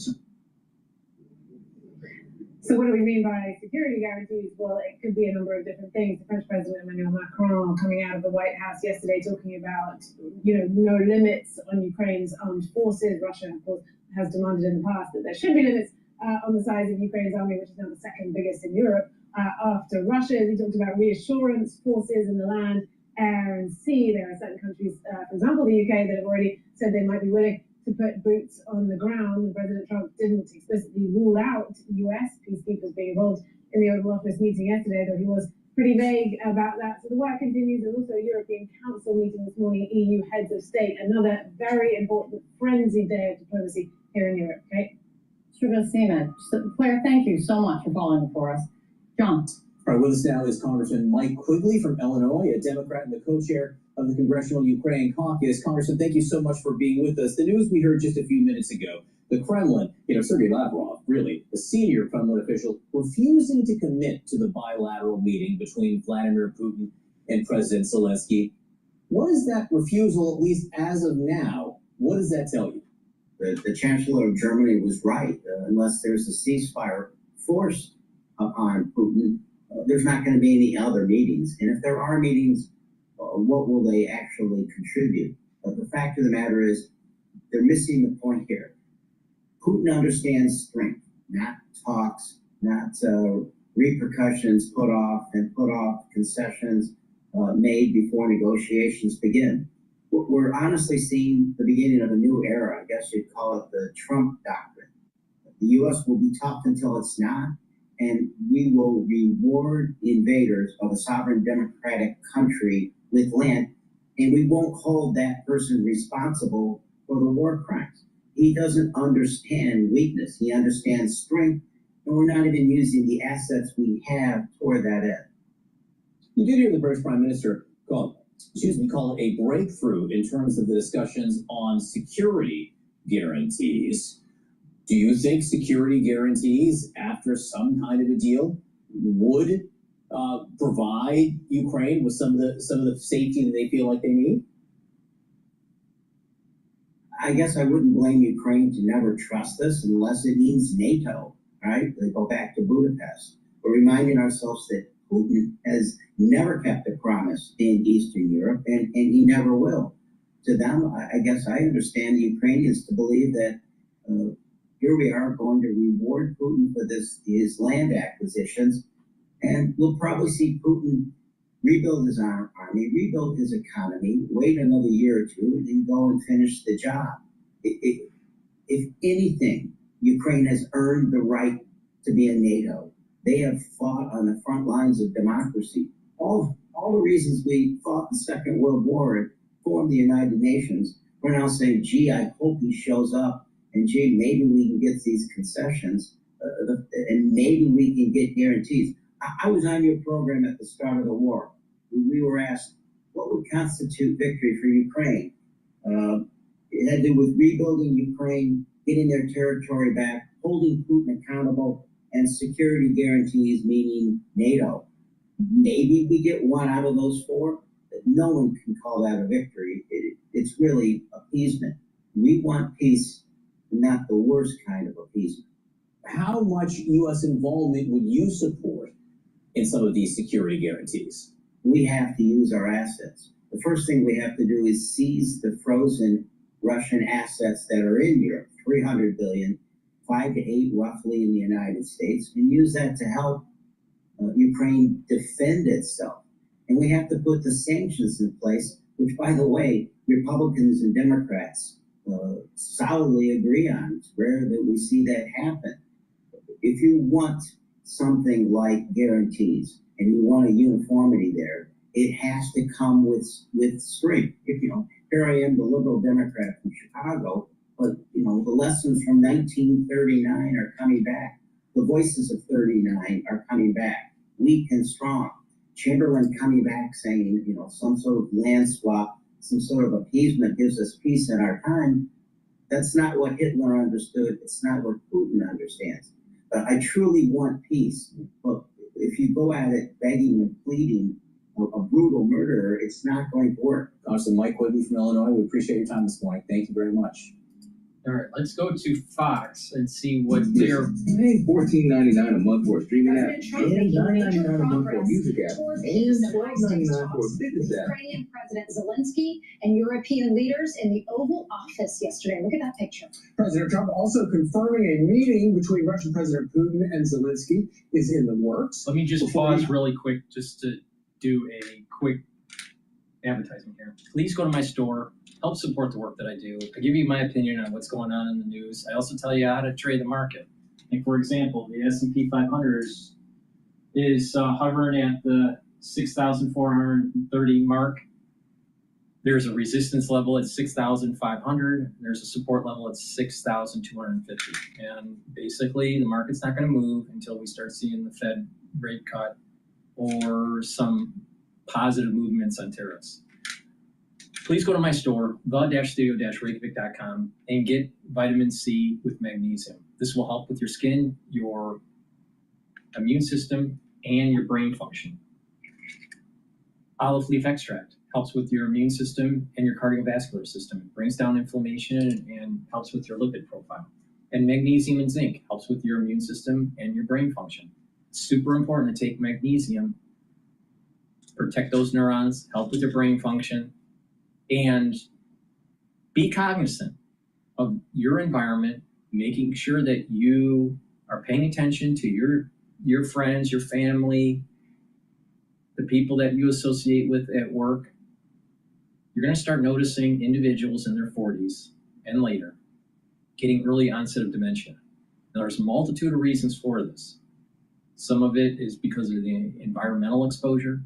Some of it is due to overuse of these electrical devices around us that's causing us to go into a less active brainwave, and other issues with the crisis from 2020 and the aftermath from it.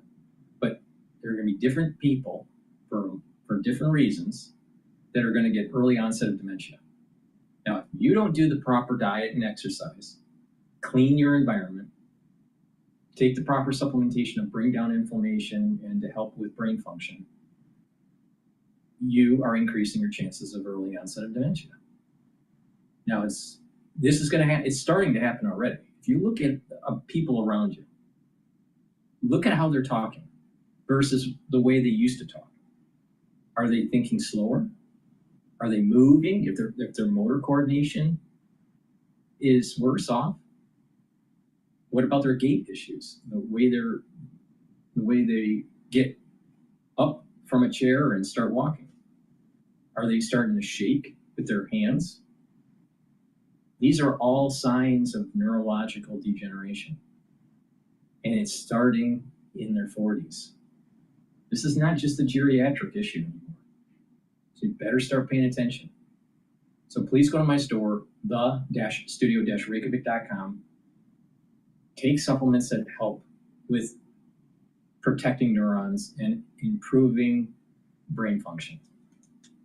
Magnesium and zinc, olive leaf extract, and vitamin C is a great stack. Helps with the immune system, helps with brain function, even helps with the skin. So please go to my store, the-studio-reykjavik.com, and get the great supplements I offer. Use discount 5, you get $5 off any order. If you spend $100 or more, you will get a free gift until supplies last. He meets them together And joining us now on the phone with more details, the President of the United States, the 45th and 47th President Donald J. Trump. Mr. President, thanks so much for joining Fox and Friends this morning. Good morning. That's quite a crew. That's quite a crew. Now remember, we're trying to compare what Fox is saying and what CNN was saying. Now, what did CNN basically say? CNN was saying Putin really doesn't want to talk to Zelensky, and that this is going to be a failure for Trump. So I haven't seen this video, so let's play it. This is what played this morning. Well, Mr. President, the whole world was watching yesterday as you got leaders from the European Union, NATO as well, from all over the world. How did you get them to Washington, to the Oval Office so fast? Well, I think really they have respect for our country again. A year ago, they wouldn't have come. They wouldn't have even thought about it. Now, we've become the hottest country anywhere in the world. Everybody wants to be here. When I made the call, they came. And they said there's really never been anything like it. You have one president or one prime minister, but there's never been, such a group. And these really represent the European nations, these people. And they're very good people. And they want to end the war, that horrible war with Ukraine and Russia. It's a horrible war. It was such a sense of unity, and we all enjoyed watching it because America is on top. And it was on your turf, on your terms. I know yesterday you talked about arranging a meeting to take place in 2 weeks between Putin and Zelensky. Is there an update there, and do you plan to attend? No, I thought I'd do first let them meet. They haven't been exactly best friends. They haven't gotten along very well. And I called President Putin yesterday, and I do have a good relationship, but it only matters if we get things done. Otherwise, I don't care about the relationship. I do have a good relationship with him, but I want to get things done. I've solved 7 wars. We ended 7 wars. I thought this would be one of the easier ones, and this has turned out to be the toughest one. India, Pakistan, these were big ones, and also all big ones, and some going for 31, 32 years, one for 35 years. The Congo, think of that, the Congo and Rwanda for 35 years. I got that one done. I got them all done, but this one is the one that is the most difficult, and I thought it would be an easy one. So I hope President Putin is going to be good, and if he's not, it's going to be a rough situation. And I hope that President Zelensky will do what he has to do. He has to show some flexibility also. The thing is a mess. This was started by Joe Biden. This was a war that should have never happened. Millions of people are dead. The country's blown to pieces, Ukraine, and it's a shame. My wife Melania wrote that beautiful note to President Putin about children. The children are devastated. They're taken away from their homes. The whole thing. And this is a war that would have never, ever, ever happened if we had a real president. So, Mr. President, it's been barely a week since you announced that first meeting in Alaska. It's just been days since that meeting, and then you had the meeting yesterday. In the course of having these negotiations, what has surprised you the most between Zelensky and Putin in terms of their strength or weakness of their position right now? Well, I think the fact that maybe they're getting along a little bit better than I thought. Otherwise, I wouldn't have set up the 2 meeting. I would have set up the 3. Try that.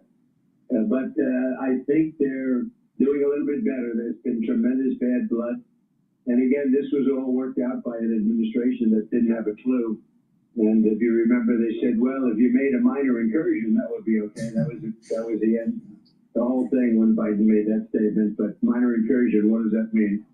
So I think they're doing okay. I wouldn't say they are ever going to be best friends, but they're doing okay. And we're just going to see. So we're setting up a meeting. I sort of set it up with Putin and Zelensky. And, they're the ones that have to call the shots. We're 7,000 miles away, in all fairness. We've spent through the previous administration $350 billion. Europe has spent a lot also, $100 billion, but it should be reversed. If we should have been in for anything, but it wouldn't have happened. So that would have been much better because so many people died. This is the biggest bad situation since World War II. There's been nothing even close. So, Mr. President, I know you've been doing deals your entire life when it comes to real estate deals, but this was something a little different. The thing that is surprising a lot of people is when it comes to the security guarantees. I know President Putin said no NATO, and you said, you know what, we're just going to take it off the table. But you did get President Putin to agree to NATO-like protections. So tell us about that. What does that entail?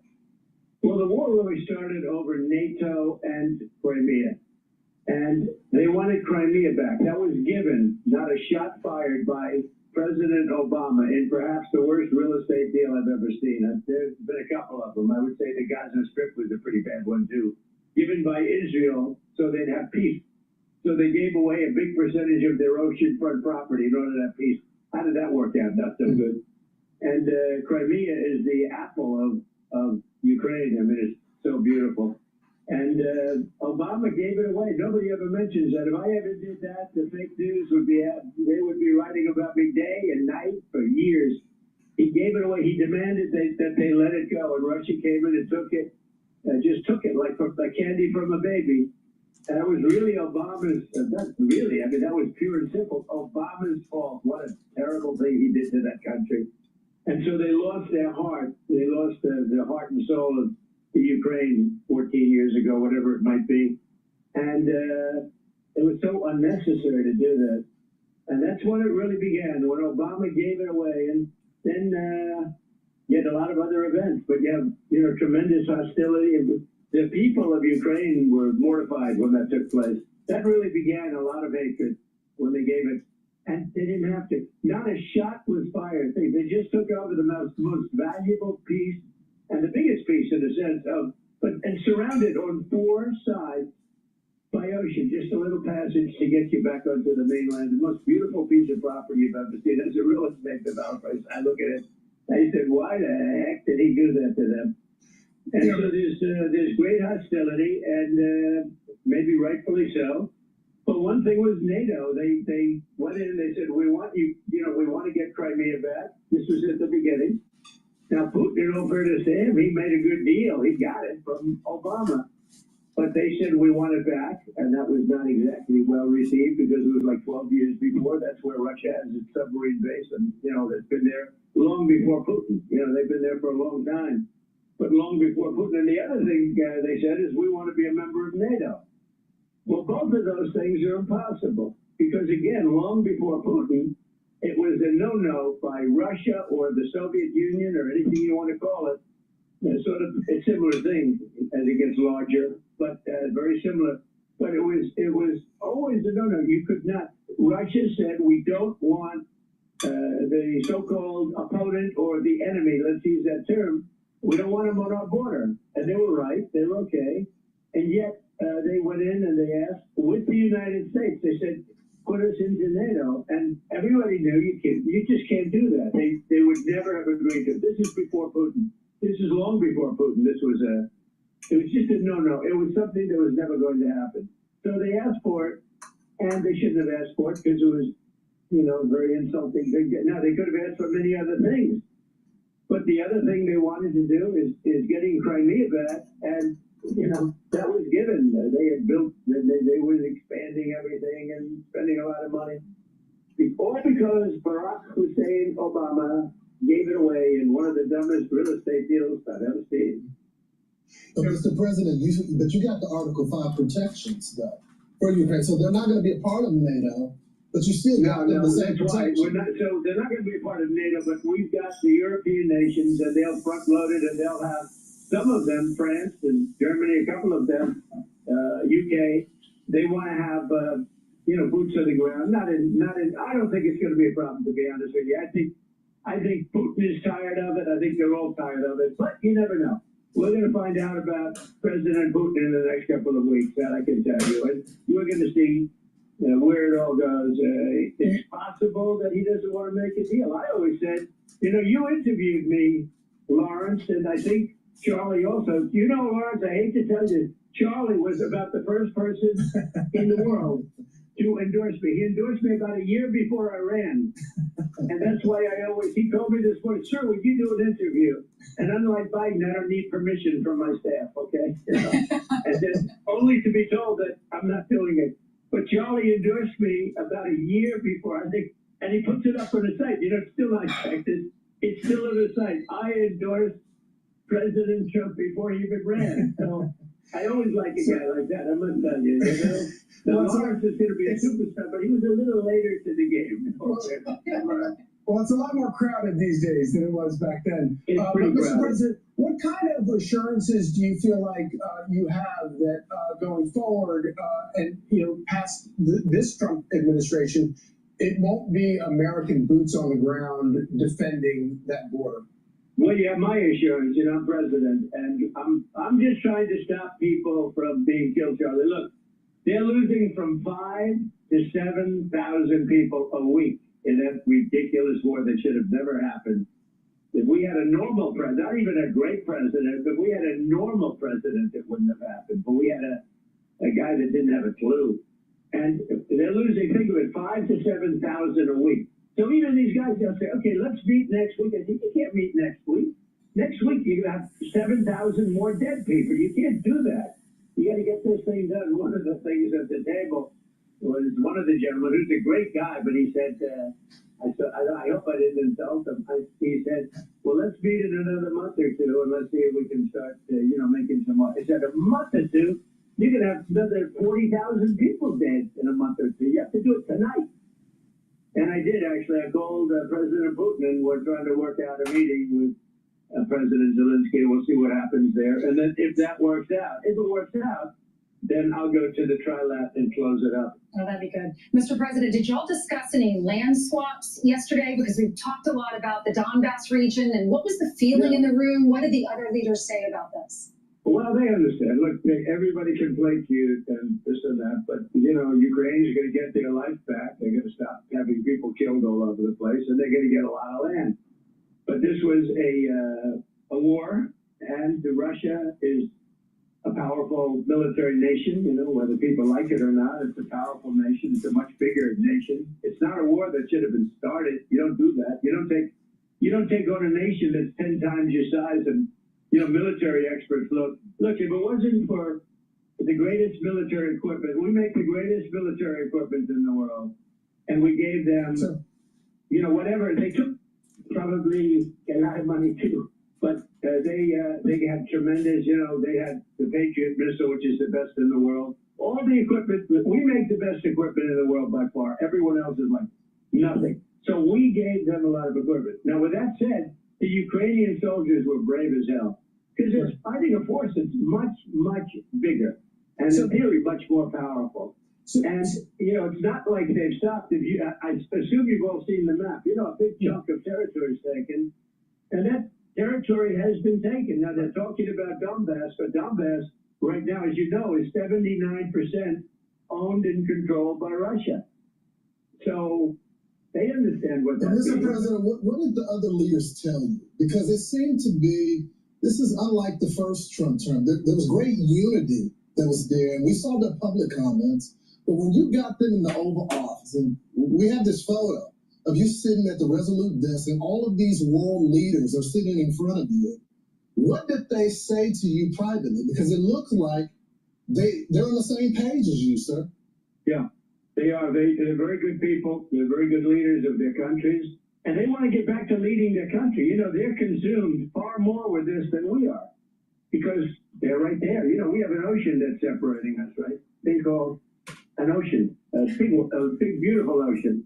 And they don't. They're right there. So they have to. It's a different kind of a thing for them. When it comes to security, they're willing to put people on the ground. We're willing to help them with things, especially probably if you talk about by air, because nobody has the kind of stuff we have. Really, they don't have. But I don't think it's going to be a problem. I think if a deal is made, famous last words, right? But I think if a deal is made, I think Russia's had it. They've all had it, and for a very extended period of time, I don't think there'll be a problem. But there'll be some form of security. It can't be NATO, because that's just not something that would ever happen. They couldn't do that. So who would want that? I mean, if you were Russia, who would want to have your enemy, your opponent, sitting on your line? You don't do that. So it was always thought that Ukraine was sort of a buffer between Russia and the rest of Europe. And it was a big, wide buffer. Everything worked out well until Biden got involved. You know, when Biden gave them $100 billion right up front, I don't give them anything. You know, I don't know if you know it, but since I've been there, we don't pay. First of all, I made a deal to take rare earth. That's the equivalent of much more than the $350 billion that Biden got away, because I felt so foolish. It was so stupid what he did. And I was able to make a deal with Ukraine, and they were very nice. They have great rare earth, among the best in the world. And we took much more than the $350 billion, and they were great about it. So we got that, handled. But now we don't pay any money to Ukraine. They buy through NATO, because I got NATO to go from 2% to 5%, 2% when they didn't pay, 2% of GDP, 2% when they didn't pay, and 5% now they do pay. So it's trillions of dollars. So what we do is we make the equipment, the military equipment, and sell it at a low price. We sell it to the NATO. We sell it to NATO, and NATO pays us immediately. And that's the way it's working. And then NATO takes it and does what they want with it, because they really have the right to do what they want with it. But for the most part, they give it to Ukraine. So we're not losing. We're not like we were with Biden, where we're paying hundreds of billions of dollars that we're paying nothing. President Trump, during the meeting yesterday, when you decided to call Vladimir Putin, what was the reaction among the other people in the room, and what was President Putin's reaction to being brought into a phone call in the middle of your meeting? Well, I think they expected it. I didn't do it in front of them. I thought that would be disrespectful to President Putin. I wouldn't do that, because they have not had the warmest relations. And actually, President Putin wouldn't talk to the people from Europe. I mean, that was part of the problem. They had no communication. They had no communication with the White House for years, as people died. Years with Biden and his people. No communication. Putin told me years. It was years that he didn't speak to anybody from the White House, and it was a long time that he didn't speak to anybody from Europe. No, it's a fractured relationship. And when I came in, I always had, despite the Russia hoax, which truly was a very dangerous thing for our country, but despite that, I maintained a very good relationship. I mean, you saw that when he got off his plane, I got off my plane. There's a warmth there that you can't, there's a decent feeling. And it's a good thing, not a bad thing. People would say, oh, that's such a terrible thing. It's not a terrible thing. You know what? We've got the most nuclear weapons in the world, and the most powerful. He's got second. So can you describe for us how that happened? Did you just announce that you were going to go into the other room to make the phone call, and then you got up and left, and then came back? I think they sort of knew I was, at the end of the meeting, I was going to call President Putin, and President Putin expected it, and he was there. Now, by the time I called him, it was 1 o'clock in the morning in Russia. Russia's a big place. They have 11 time zones, I believe. 9 or 11, but I think it's 11. Think of it, 11 time zones. That's a lot of time zones. So it was late. It was like 1 o'clock in the morning, but he picked it up very happily. Sure, he works very hard, like we all do. And we had a very good call. And I told him that we're going to set up a meeting with President Zelensky, and you and he will meet. And then after that meeting, if everything works out, okay, I'll meet and we'll wrap it up. But, it takes, in this case, two to tango. They have to have somewhat of a relationship. Otherwise, we're just wasting a lot of time. I don't want to be doing that I just want to end it. I want to end it. We're not losing American lives. We're not losing American soldiers. We're losing Russian and Ukrainian, mostly soldiers. Some people, as missiles hit wrong spots or get lobbed into cities like Kiev and town. But, if I can save 7,000 people a week from being killed, I think that's I want to try and get to heaven if possible. I'm hearing I'm not doing well. I hear I'm really at the bottom of the totem pole. But if I can get to heaven, this will be one of the reasons. Well, I think I saved a lot of lives with India, Pakistan. They were going at it. The planes were being shot down. That was going to be maybe a nuclear war if I let that go. And I did that through trade. I was negotiating with both of them. I said, I'm not going to make a trade deal with you guys. You fight until you get peace. And I got them on the phone. I made a peace deal, and many deals. 6, actually 7, and then we took out the nuclear capability from Iran. That was a big one in those pilots and those planes. When people saw, we had the B-2 fly right over President Putin as he left his plane. He looked up. He said, "What the hell is that? That's a hell of a noise." So we didn't make it environmentally friendly, okay? So okay, did the First Lady let you read the letter that Mrs. Zelensky wrote to her? I purposely didn't. I did not do it purposely. It was given to me sealed, and I'm sure it would have been fine, but she gave a letter to Melania, and Melania told me it was absolutely a beautiful letter, so I'm going to see it, sending me a copy, but I gave it to her yesterday sealed. It's nice when you give something sealed. I don't like when things are up. I don't like it. So anyway, Mr. President? It was a beautiful letter, I'm sure. Mr. President, there was a lot of talk yesterday when we were watching this about what happens after your presidency. How can we ensure that this conflict, that Putin doesn't inch in closer or more into the Ukraine territory? Is there anything that we can do? Can our congressmen and women pass any laws that would involve In 1 week, you'll see your energy. In 2 weeks, you'll feel your breath. In 3 weeks, you'll have energy. would involve Article 5? How would that be handled? All you can do is make sure you get a good president, not one of these wackos like in California that runs the worst state anybody's seen, or that guy in Illinois who his family threw him out of the business because he was no good. Now he's running Illinois and he wants to run for president. He's got zero chance. Maybe Newsom has a little bit of a chance. I don't know. But it's hard to believe because his record's bad. But all you can do is hope you don't get that as president. We have a great bench, as you know that. We have great talent. And JD and Marco and Scott Bessen's been great, and Howard. They're all, we have such superstars. Remember this, take a look at the border. The border was a disaster. Millions of people were pouring through, open border. Within 2 months, it was perfect. And within now, every week, every month, they say zero people are coming in illegal. We were taking people from prisons all over the world, gang members, insane asylum, mental patients from the worst insane asylums in the world that dropped in to our place. So now we have a very secure border, beautiful border. I built hundreds of miles of wall. Without that, we couldn't have a secure border. Mr. President, it's clear that you have operational control of the border. I mean, the numbers hit zero. Yeah. That is clear for the whole world to see. I'm curious. 3 months in a row. Right, without new laws even having to be passed. But Mr. President, now I'm doing something that I'm having such fun with because I'm helping people. I've made Washington D.C. Just an incredible place. In literally 4 days, I have friends that say they're going out to dinner. Did you see what's happening with the restaurants? They're bursting. They're all closing and going bankrupt. It would be great. There's a guy named Sean Hannity. He might take a very lovely young lady that he knows very, very well to dinner in Washington, and they don't have to. She's sitting right next to you, by the way. I don't want to get her in trouble, so I better explain exactly. We don't want any secrets here. But that's the greatest relationship. I hope I'm not breaking this. This could be the biggest.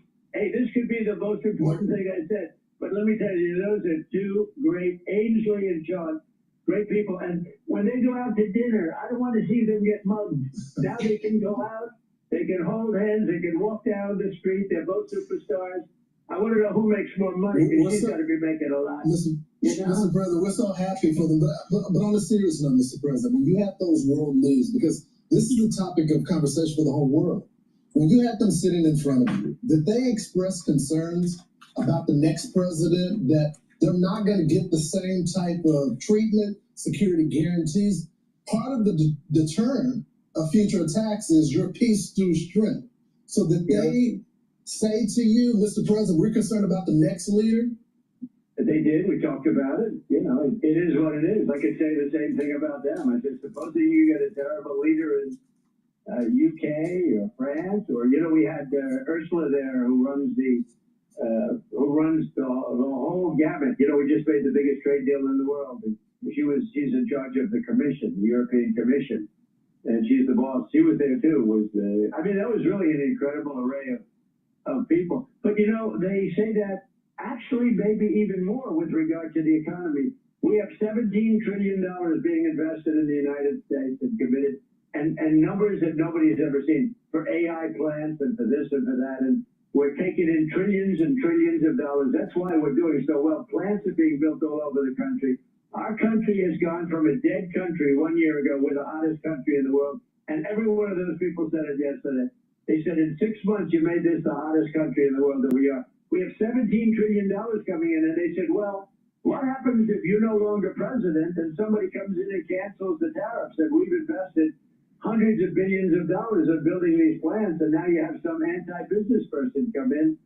I said, well, life is full of nasty little surprises, but I don't think it's going to happen. We have a great bench, and the bench is really talented. You see a lot of the people, and I think you're going to get great people in government. Well, President Trump, we want to thank you so much for joining us this morning. We know that you have lots of other wars around the world that you need to end, and that's more important than anything. So we appreciate you joining us this morning. Thank you very much. Thank you so much. Thank you. And Ainsley, thank you. I hope I didn't get you in trouble.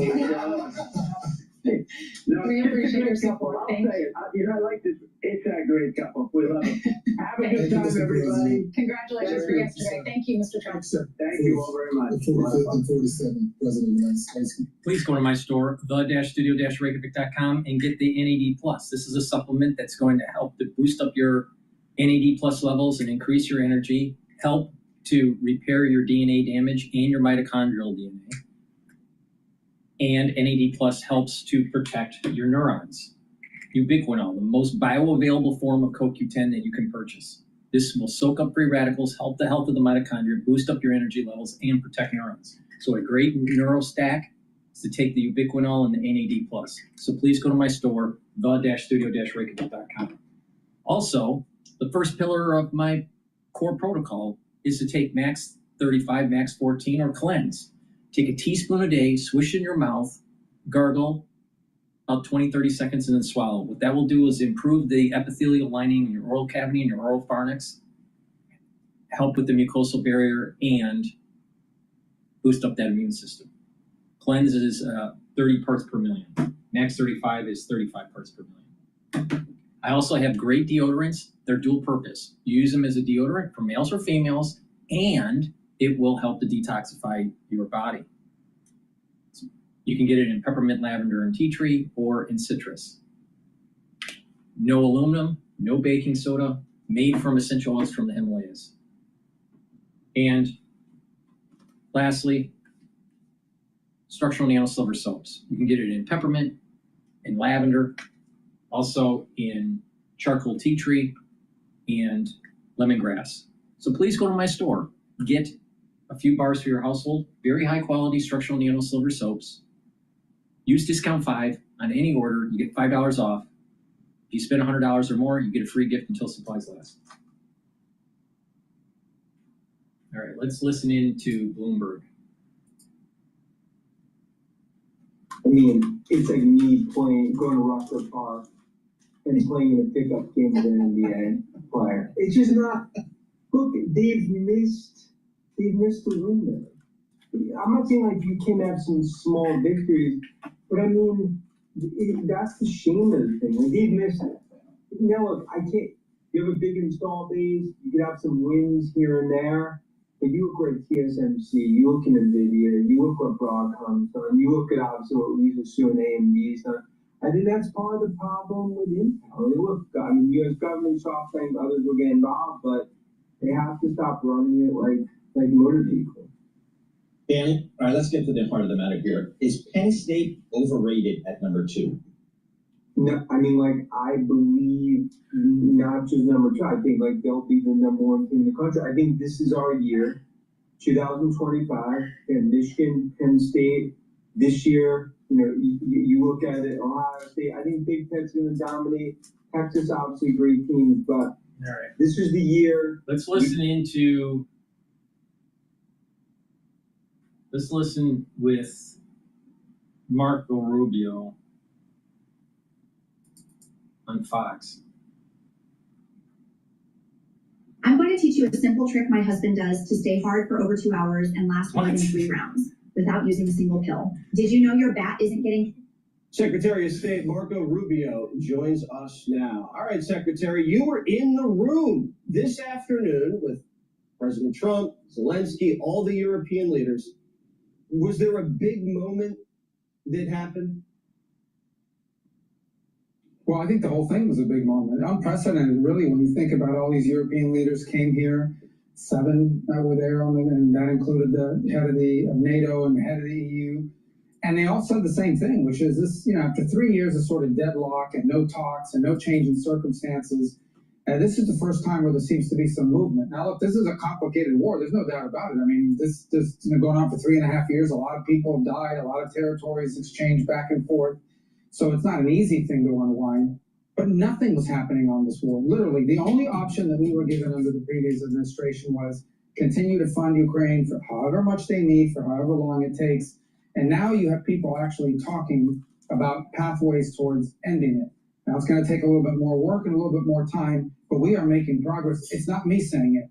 That is virtually every leader there today said that in front of the cameras, and they're saying it for a reason, because it's true and they're witnessing it and they've been a part of it. So these European nations, and some of these are NATO countries, are they willing to put troops on the ground in Ukraine to cement this peace deal? Would that make Ukraine kind of like a NATO ally? Well, what's being contemplated, look, any sovereign country in the world has a right to enter into security alliances with other countries. It's not just NATO. We have such alliances with South Korea. We have it with Japan. Other countries have it with each other. And so I think everyone would acknowledge, including, by the way, for the first time, the Russian side, under President Trump's sort of pressure or, a suggestion, is that, in fact, a Ukraine post-conflict has a right to enter into security agreements with other countries. And we will work with our European allies and non-European countries, by the way, to build such a security guarantee. We're working on that right now. We'll continue to work on that. And that'll be something that'll have to be in place after a peace deal, so that Ukraine can feel safe moving forward. And we're coordinating that as we speak. We're involved in the coordination of it. So yeah, there are a number of countries that are willing to step forward and provide Ukraine security guarantees. But as the Ukrainians have said to us, and I think have said publicly, the strongest security guarantee they can come up with in their future is to have a strong military moving forward. And that's the other dynamic that's changed. We're no longer giving Ukraine weapons. We're no longer giving Ukraine money. We are now selling them weapons, and European countries are paying for it through NATO. They are using NATO to buy the weapons and transfer them to Ukraine. That's another big change from the way this war was approached just under the Biden administration, for example. Absolutely. And the minerals deal is also a nice security guarantee in another way. Were you in the room when the president talked to Vladimir Putin? I was. And in that conversation, what came from it is that, the president suggested that Zelensky and Putin meet. So we're working on that now to try to set that up for them to meet somewhere, which again would be unprecedented. And then if that goes well, hopefully the next meeting will be a meeting between Presidents Putin, Trump, and Zelensky, where we hope to finalize a deal. We're not there yet, but that's what we're aiming towards. And that's one of the things that was discussed today, is how to get to that point. But just the fact that Putin is saying, sure, I'll meet with Zelensky, that's a big deal. I mean, I'm not saying they're going to leave that room best friends. I'm not saying they're going to leave that room with a peace deal. But I think the fact that people are now talking to each other, this wasn't happening for 3.5 years. This was a stalemated war of death and destruction. And let me tell you something, this president hates war. And he hates it. He thinks it's a waste of money and a waste of lives. And he has made it a priority, President Trump has, to bring about peace. If he sees an opportunity to step in and broker a peace, he wants to do it. He's been successful already 6 times in 6 months in achieving that. And he wants to achieve it with Ukraine and Russia as well. So the timeline, it looks ideally, is Vladimir Putin meets with Zelensky, and then President Trump and Zelensky and Vladimir Putin meet, the 3 of them, and hopefully cement some sort of peace deal then. The issue about giving land back seems to be the sticking point.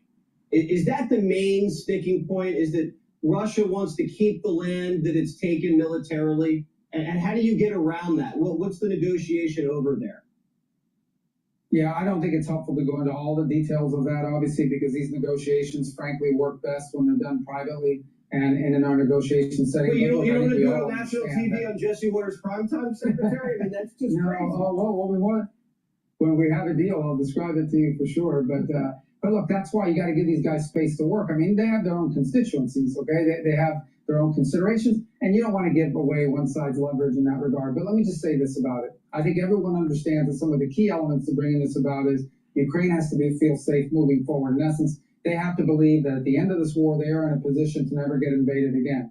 I think what's also true, and I think it's common sense, and I don't know why it's so hard for a lot of people to understand it, is in any negotiation to bring about the end of a war, or any conflict for that matter, it's going to require both sides to receive, but also to give. In essence, one side's not going to get 100% here. Each side is going to have to make some concessions. And obviously land, or where you draw those lines, where the war stops, is going to be part of that conversation. And it's not easy, and maybe it's not even fair, but it's what it takes in order to bring about an end of a war. And that has been true in every war. The only wars that don't end that way are the ones that have unconditional surrender by one side or the other. And we're not going to see that in this conflict. So obviously the issue that will be talked about, and the president's been very clear, in the end, what those lines look like are up to Putin and up to Zelensky and up to the Ukrainian side to decide what each one can live with.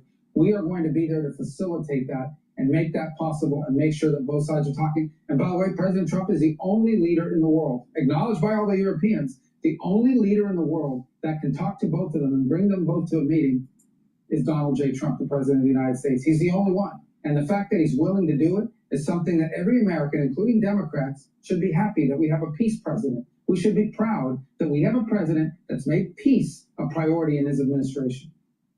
Absolutely, and I think Zelensky is symbolically already making some concessions because he put on kind of a suit. So that is progress. They look good, right? I think it looked great. Yeah. We like to see it. Yeah. Well, great job, and keep up the great work. I know it's...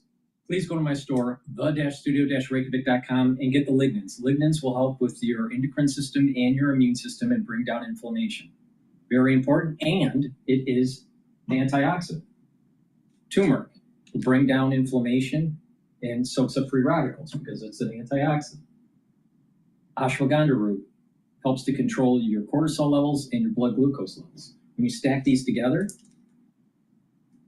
you're going to be helping your immune system and your cardiovascular system. So please go to my store, the-studio-reykjavik.com, and get this stack.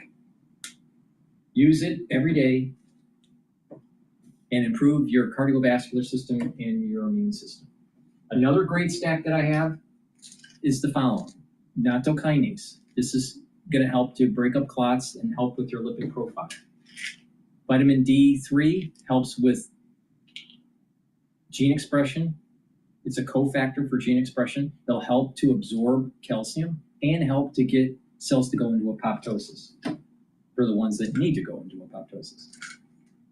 Vitamin K2, MK7, stacks really well with D3 to help with absorbing calcium. If you do resistance training, it's going to help with bone density. And D3 and K2 helps with the cardiovascular system by reducing the amount of calcium that's deposited around plaque formation, and over time you can pull some of that calcium depositing out. Stacking the K2, the D3, and the nattokinase together helps with the cardiovascular stack. So please go to my store, use discount 5 to get $5 off any order. If you spend $100 or more, you get a free gift until supplies last. Now let's listen into Times Radio about Putin's risks revolution. Putin risks Russian revolution echoing 1917.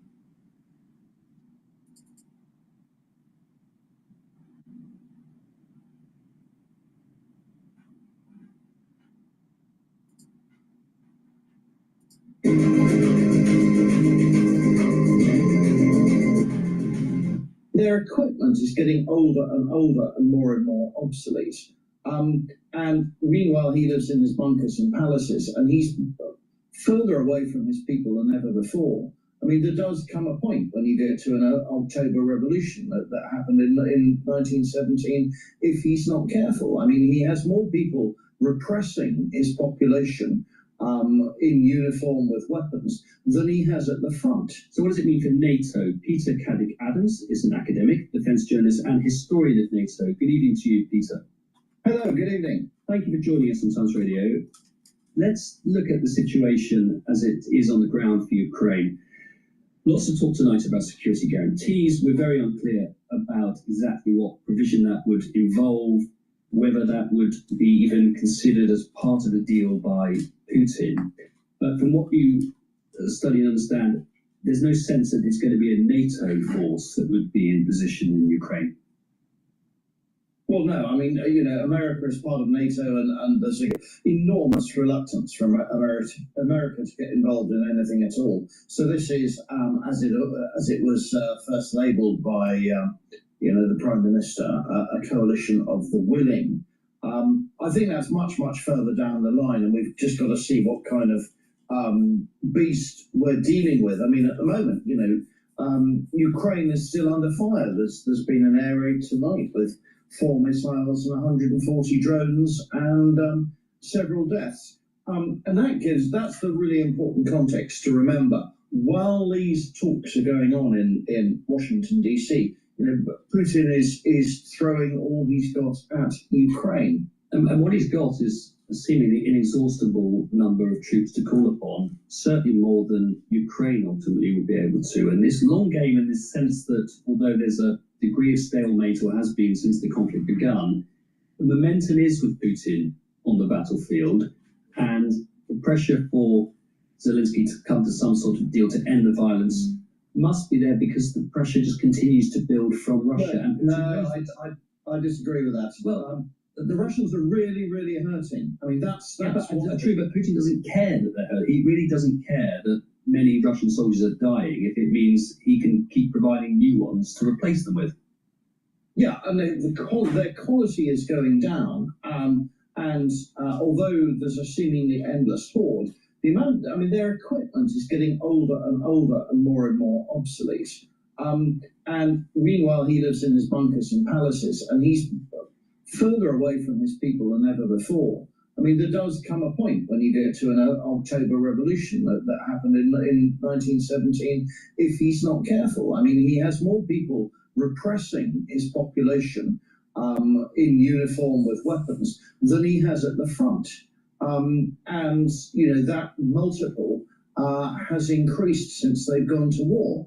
So this isn't throwing the entire Russian military machine at Ukraine. It's throwing a fair proportion and an increasing proportion of it at your own population. I mean, that's the bizarre thing. You've got to say, why is Putin even engaging with Trump or anyone else in these talks? And it's because Russia's hurting. Russia's hurting financially because it's not past the banking system anymore, and the chief Russian sort of key figures aren't allowed to travel.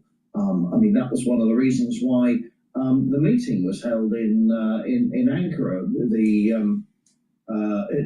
Anchorage. In Alaska, because the Russians aren't part of the International Criminal Court.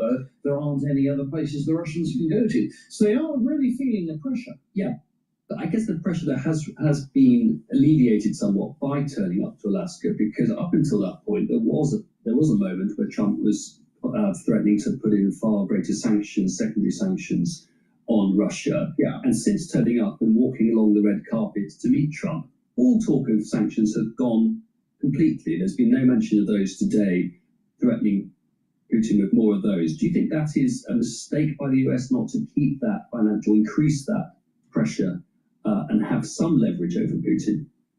Well, of course, he can always... Our cars have always had great range and great dynamics. Then to integrate all the functionality that you have in a typical crossover is something that's super important. So the cargo space in the rear, the additional cargo space in the front, full flat seats that give you this wide open area if you need to do it, the towing that we have on the back end, all of that combined, and then saying, you know what, it's still going to be a Tesla when you drive it. I want to make people's understanding of what an EV can be and what a product is, make it a part of your life, a part of your experience. Ultimately, it results in a product people love, and that's when you've hit the right point of vehicle engineering.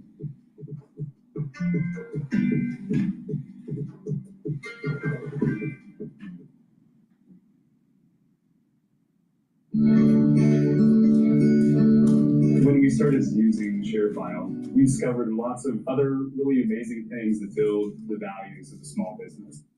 Well, of course, he can always reintroduce them. The trouble about Trump is he's inconsistent.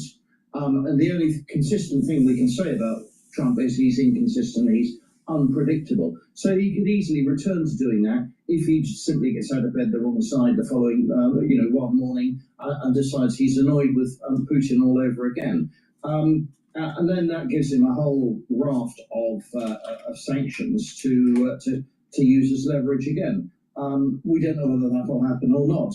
I mean, it's just a really, really bizarre sort of situation, which is, of course, why the European leaders rushed over to Washington, D.C. to provide a bit of moral stability and support for President Zelensky, but also to provide a sort of moral compass in all of this, which is just sort of completely lacking in the administration on Capitol Hill. They're also, according to reports of the FT, providing economic support in the form of $100 billion worth of purchasing of US weapons.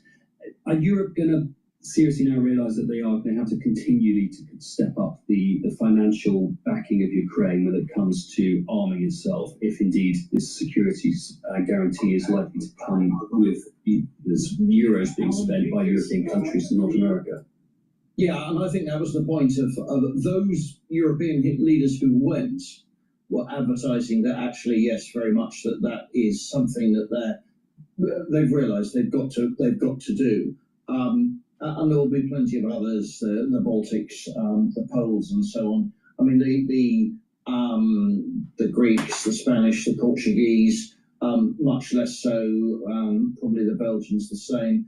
I mean, and this is perhaps reflecting also the sort of different administrations in power. But generally, Europe has, or the European members who are part of NATO, have realised they've got to spend more on defence, as indeed have we.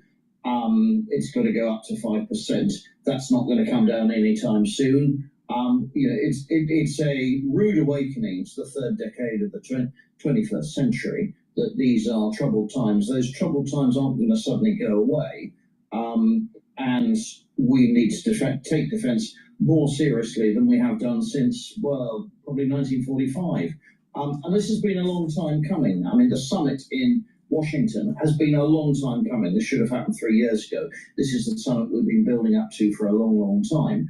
But across Europe, there are probably the leaders in place who are in a position, who are really in a position to drive this, like the Germans and President Macron and our own Prime Minister. Okay. Peter, thank you very much indeed. That's Peter Caddick-Adams, a historian of NATO. Donald Trump says he's already begun making arrangements for a meeting between Presidents Putin and Zelensky. How likely is that really to happen? With me now is Leslie Vinjamori, also a Professor of International Relations at SOAS University of London and Chief Executive of the Chicago Council on Global Affairs. Good evening to you, Leslie. Thank you. Good evening. Thank you for joining us. So let's go to that question. Can you see a meeting happening between Presidents Trump, Putin, and Zelensky? Certainly. Again, the real question is on what terms, with what conditions, to discuss what, and what happens between now and then. I think that President Trump clearly likes these summits, these meetings. There's a lot of press around them. There's certainly some risk attached, but now we've moved, after we got through Alaska, we moved into a space where that is the expectation. There's a momentum in terms of the diplomacy, but the really tough issues, does a ceasefire come first? What does security assurances really mean? What land swaps are being considered? And will President Trump back Zelensky's ambitions and desires on that front, or Vladimir Putin's? All of those things are obviously in play and very uncertain. Do you expect them, though, needing to be put in place and agreed before that meeting can happen, or can you see a situation where they meet with many of these big, really fundamental questions unresolved? I think we are in a space now where a meeting could easily take place without things resolved. These are really hard things to resolve, first. Secondly, Donald Trump has made it clear that he doesn't think it's necessary to have a ceasefire in order to get a peace agreement. He's ignoring, of course, the fact that Russia continues to launch attacks on Ukrainian civilians. Vladimir Putin has no interest in having a ceasefire, so either Zelensky says no, which is a very risky thing to do for the president of Ukraine, given that he really needs to keep President Trump on his side and moving forward. For better, for worse, yes, I think it is possible that talks proceed without anything agreed before those talks take place. Can a peace agreement be established that essentially freezes the conflict as it exists now? The issue of land exchange is not formally recognised. It's held, if you like, the battle lines are drawn and stay where they remain. And those bigger, really thorny questions about ownership of that and who's really in charge, that can come later. Is there a way of having a frozen conflict as opposed to a fully resolved conflict? I mean, look, these are all. I used to feel like I was playing cat and mouse with my clients, always chasing them for payments, but now I get paid without the exhaustion. It makes sense that zero. I mean, look, these are a series of really awful and tough choices. It is not clear right now how you freeze the conflict. Not just by stopping bombing the country illegally in Russia's case. Yeah, except that Russia doesn't have any interest in freezing the conflict right now. So in theory, it's a very nice idea. In practice, I don't see how you get there unless the United States decides to really use its leverage to force that. Again, that's a really tall order when you've got a Russian leader that has no interest in stopping unless he gets what he wants. And right now, it doesn't look like he's going to get what he wants. And in Zelensky and Ukraine's case, can they ever be in a position where they're able to countenance allowing certain amounts of land to be moved to Russia when that's just even constitutionally not allowed? Can you see a scenario at all where a bit of land is kept with Russia and lost from Ukraine? Maybe, but first of all, de facto as opposed to legal recognition.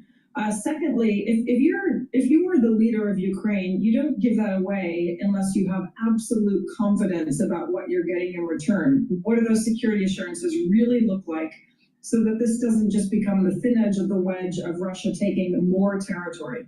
What is America going to do to really shore up that credible deterrence threat against Russia were it to just use, that pause and that land to, rearm, rebuild, restore, and then move back in? Very few people who are deeply expert on Russia believe that, just giving some land away is going to deter Putin. If anything, they think it's going to do the opposite. So, from the point of view of Ukraine is certainly risky for Zelensky personally. It's risky for the country. It's obviously risky from a precedent-setting point of view when it comes to international law, geopolitics. We tried to move past a position when you decided the boundaries, the territories of a country by the use of force. We were supposed to have gotten past that with the United Nations Charter. We're 80 years in, and here we are. None of these are good options, but clearly ongoing violent conflict and deep instability is also the worst of all worlds. How much patience do you expect Donald Trump to have with this? As you say, he likes the show. He likes people turning up there and the cameras of the world being on him. And today is a show. It is for him to be in the spotlight. But can you see him entertaining this as a series, as a sort of repeated effort to get people around the table with nothing being resolved? I mean, there comes a point where he's going to have to say, I'm done with you all because I can't do what I promised to be able to deliver really fast. Does he have the patience for the long haul of this? That is a very difficult question to answer. If you think of some of the most difficult, protracted conflicts around the world and peace negotiations and talks that have gone on to try to resolve those, some of these processes go on for months, if not years. Whether President Trump would personally stay engaged, it's difficult to imagine that. He might come in at different points, but this is a dangerous and urgent situation that unfortunately many people think will drag on for a very long time. But will Donald Trump simply walk away from it? I actually think that's quite difficult to imagine right now. I think he wants this. He wants to see the situation change, ideally resolved, but at least change. He wants to be able to claim some success, but I actually think he genuinely wants to be successful as well as to claim it. So he is going to get frustrated, but washing his hands of it seems very unlikely right now.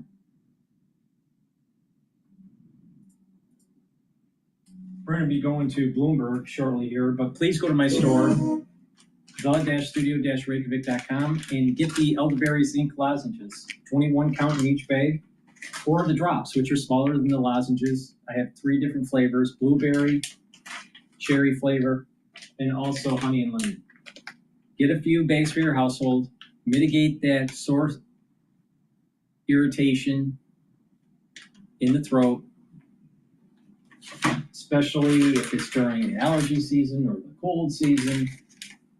If you're having that throat irritation, take the lozenges and drops right away to mitigate it. Use discount 5, you get $5 off any order.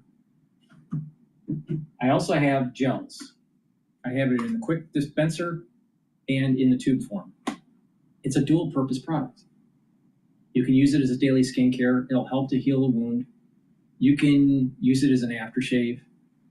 You can also use it if you're not feeling well or someone around you is not feeling well.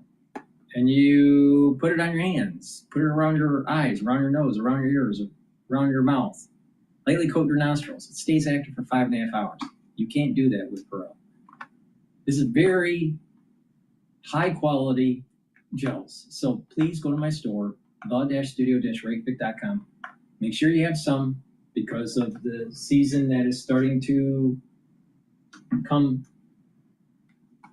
upon us in the fall and the winter. So it's really important to be prepared. Also, I have structural nano silver toothpaste.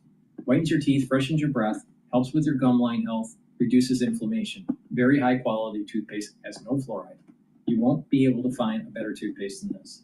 So please go to my store, the-studio-reykjavik.com, and get the structural nano silver toothpaste. Use discount 5 and you get $5 off any order. If you spend $100 or more, you get a free gift until supplies last.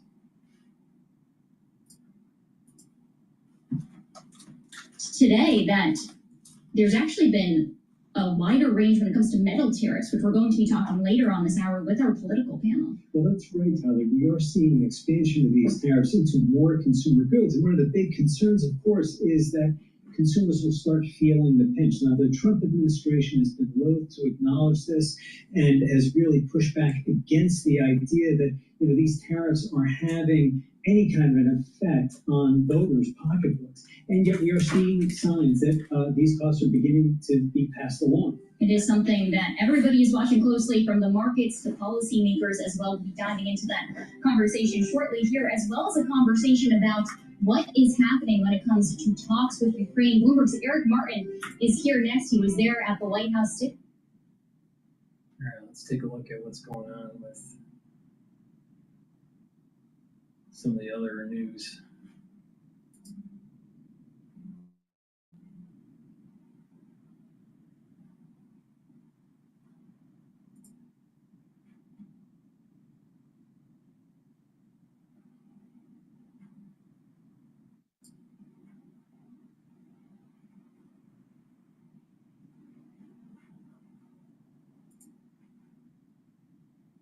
Faster. However, top line is my takeaway is that the most powerful man in the world met Donald Trump, and the two of them sat down together and almost inexplicably went through the list of things that Putin said he wants and agreed to all of them pretty much, and went through the list of things that President Trump has said that he wants, and again inexplicably said no to pretty much all of them. If you recall, there was this whole thing about serious consequences, 50 days, 5 days, secondary tariffs, sanctions, and so on.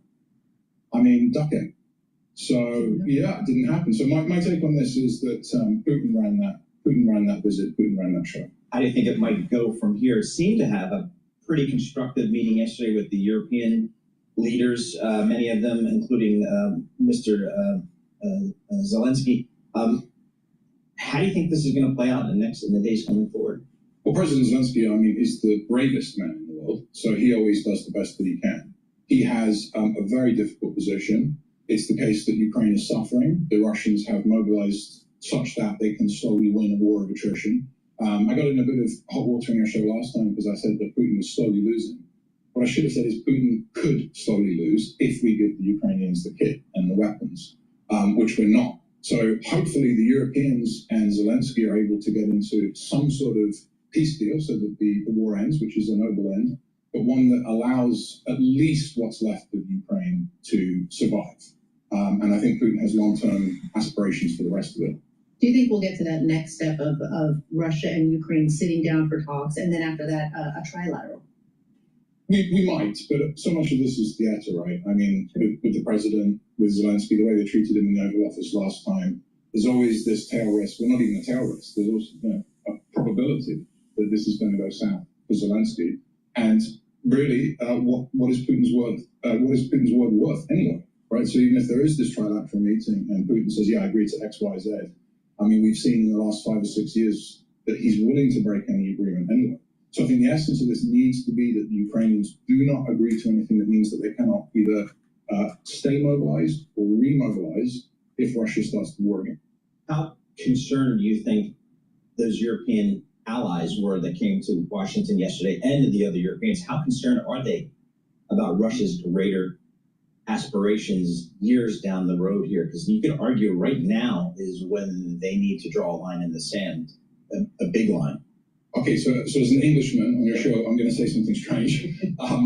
World peace now rests on whether or not Germany rearms, which is not something I thought I'd hear myself say. Right. If the Germans don't get their act together and create a Bundeswehr that can really fight and defeat the Russians in the field, such that it is a deterrent, the Russians will keep coming. And that is not just an assessment of Putin, that is an assessment of Russian history. And if we really want to be analytical about it, we should understand that the Russians have had a history in which, as far as they're concerned, they are perpetually invaded by the Europeans. It's not just the Germans. There were Romanians, Italians, and so on. And they had that war with the Finns and so on.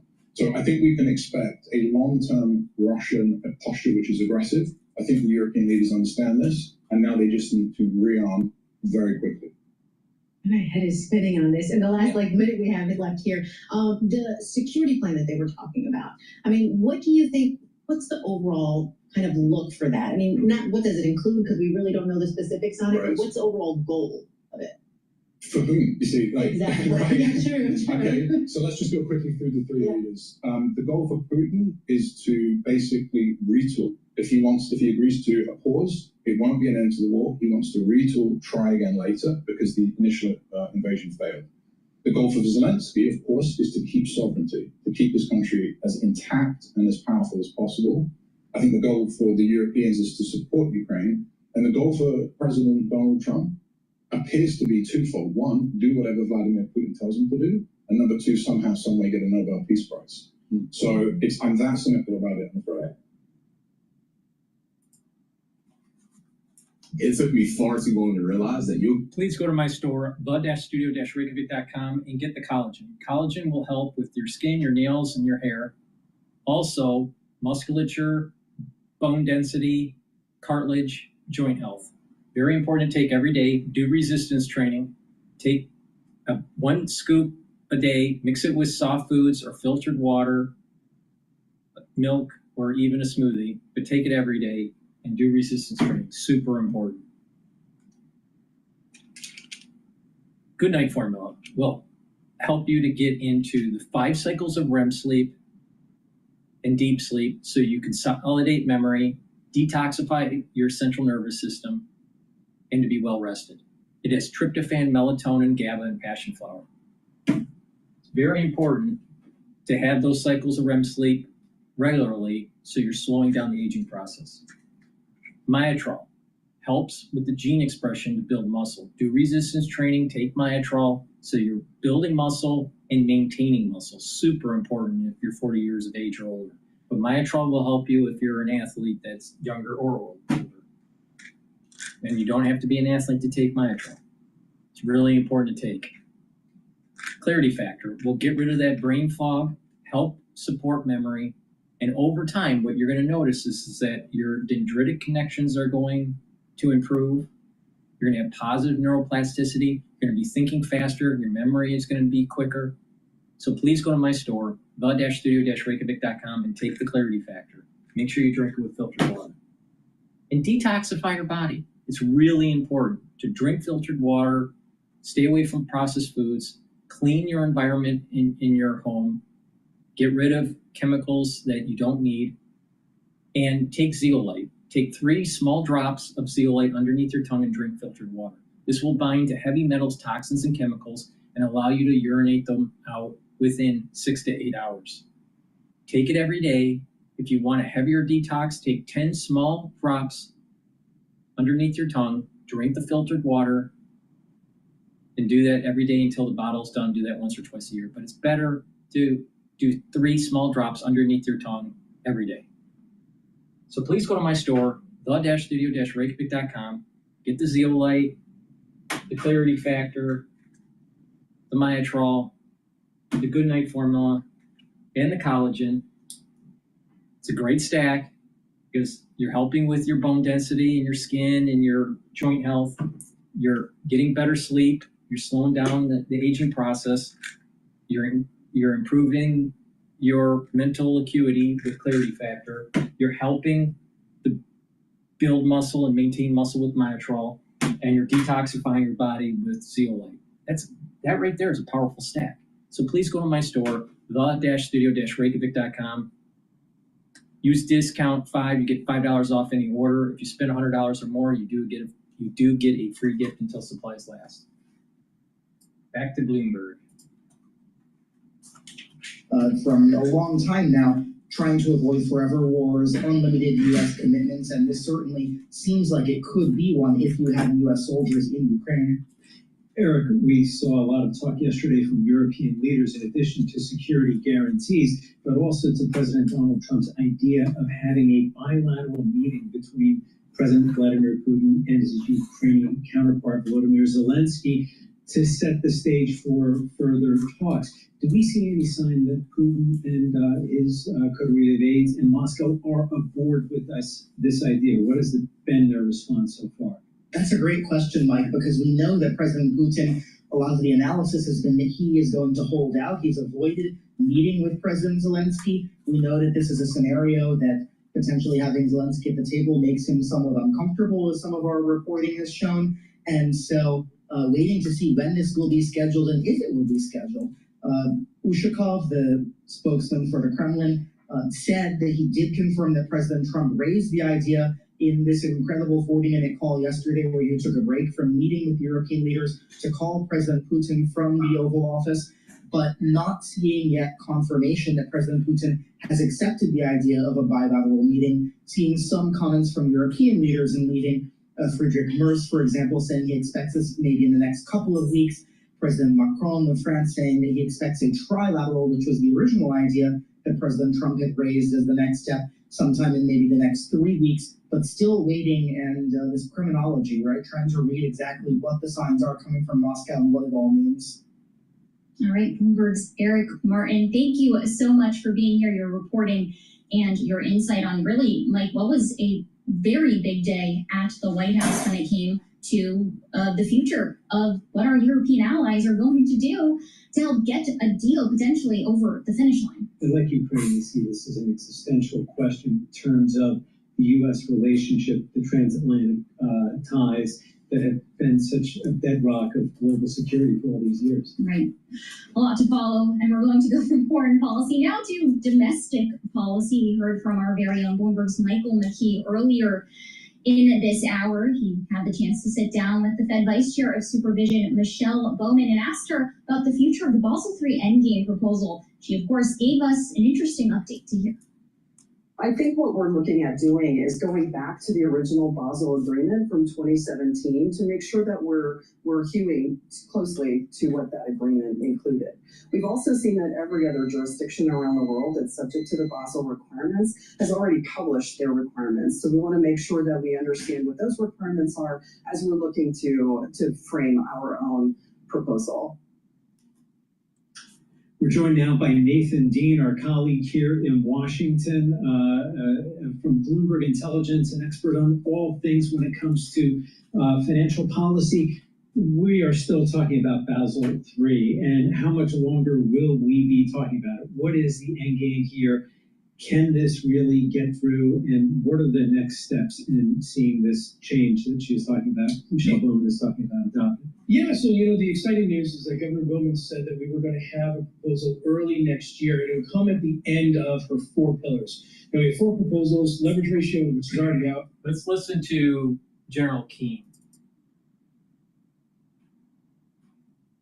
Surflake's patented wave-generating technology creates perfect ocean-like waves in a safe, controlled water park environment, backed by world champion surfers and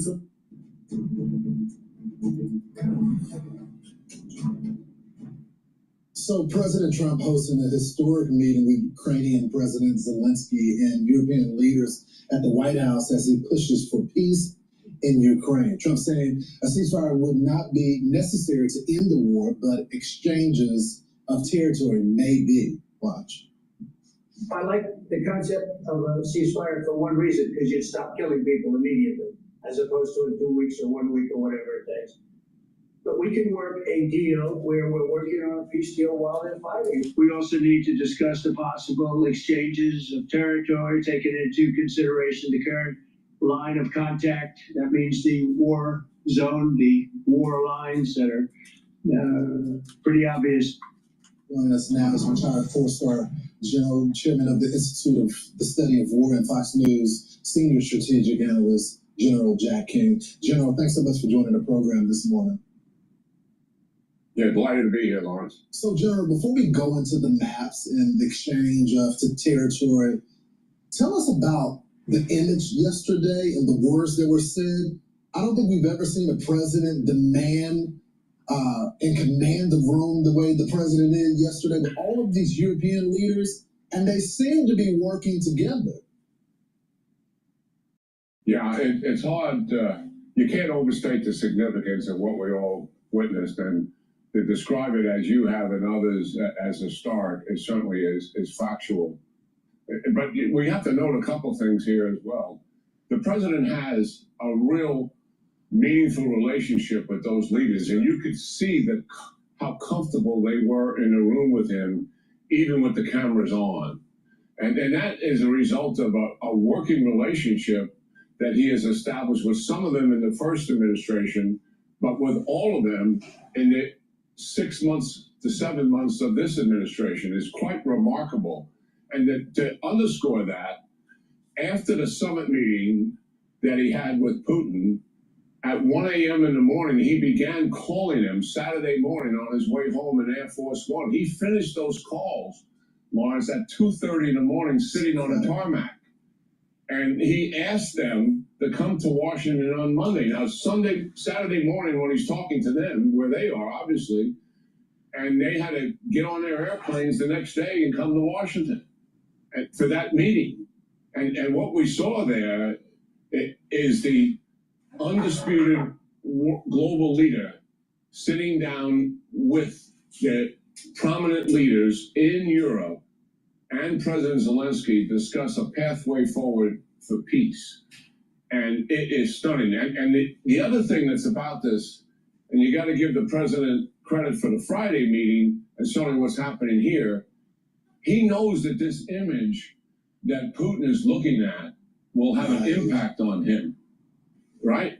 Well, what does the president do? He calls Putin before the meeting, and he calls him during the meeting, likely before he goes to bed, because he's X number of hours ahead of us, and make sure that he's still in the game. Keeping him informed, because the objective here at the end of the day, as we all know, is Zelensky and Putin have to come to some kind of an agreement, and the president acknowledges that. And he will likely play a part, obviously, in that as well. It was quite a spectacle to see that. And when you look at the Oval Office scene as you have portrayed here, you can also see, again, on the faces of those leaders, how comfortable they are being with the president. And that sends volumes. They are here because of the president, but they're also here because of their national interest. They know full well that Putin wants Ukraine as an anchor to expand into Eastern Europe. And that is in their national interest to prevent him from having Ukraine as an anchor and denying him the ability then to expand into Eastern Europe. So their national interests at stake, the protection of their own people and security is at stake for sure, but they're here working on it in harmony together because of President Trump's leadership. So to that point, General, as we put the map, this is some of the territory that Putin wants, and this is the territory that he already has. And you talk about that image, General. How does Putin respond to that image? Even though the president called him last night, even between some of these meetings, he stepped outside to talk to Putin. How does he respond to that image that was there of unity? Well, I think it certainly has to have some impact on him. He already knows that he's internationally isolated by invading Ukraine. He already knows that there's sanctions imposed on him from the European nations and from the United States. He does have partners, and those partners are all authoritarian regimes that are up to malfeasance themselves in China, Iran, and North Korea. So certainly he got the message, you know, that there is unity here, that there is a not only they're coming together, but the way they come together, the way they talk to each other, you can feel the commitment and the resolve in moving towards peace being led by the president. He gets that message, and they are determined. And I think, Lawrence, the fact that they spent much of the day together talking about two things: how do we get a peace agreement? But the second thing is critical to getting a peace agreement. And that second thing is, how do we prevent Putin from reattacking once we have a peace agreement? Because that is what he's always done. How do we do that? And you can see what's happened here. As a result of that, having real multinational security guarantees that they discussed on the table, that gives Zelensky running room in terms of options that he may be willing to pursue. And he's actually said it, into a land deal as long as it's proportionate. He wouldn't have said that if he hadn't heard that there's going to be guarantees with multinational troops likely backed by air power, build up him militarily, because China, Iran, North Korea are going to do the same for Russia once there's a peace agreement. But the crucial thing is stopping Putin from reattacking. And that really opens the door for Zelensky to move in with a counteroffer that could possibly lead to a peace agreement with Putin. Listen, there's hard work ahead. And the president knows that full well. But look, this is a major step that has been taken here. It started Friday, and aren't we now past all the nonsense of red carpet images, flyovers, clapping for Putin coming towards the president? Let's get past all that nonsense. Not that the flyover was nonsense. I thought that sent an unbelievable message to Putin. But you know, we spent 2 days talking about that stuff. That was all the media going crazy, and they wanted the analysts to pick up on that bait. But we saw yesterday the real work done. In general, you've been spot on with your analysis from the very beginning. Thank you so much for joining the program this morning. Have a good day. I'm Steve Ducey. I'm Brian Kilmeade. And I'm Ainsley Earhart. And click here to subscribe to the Fox News YouTube.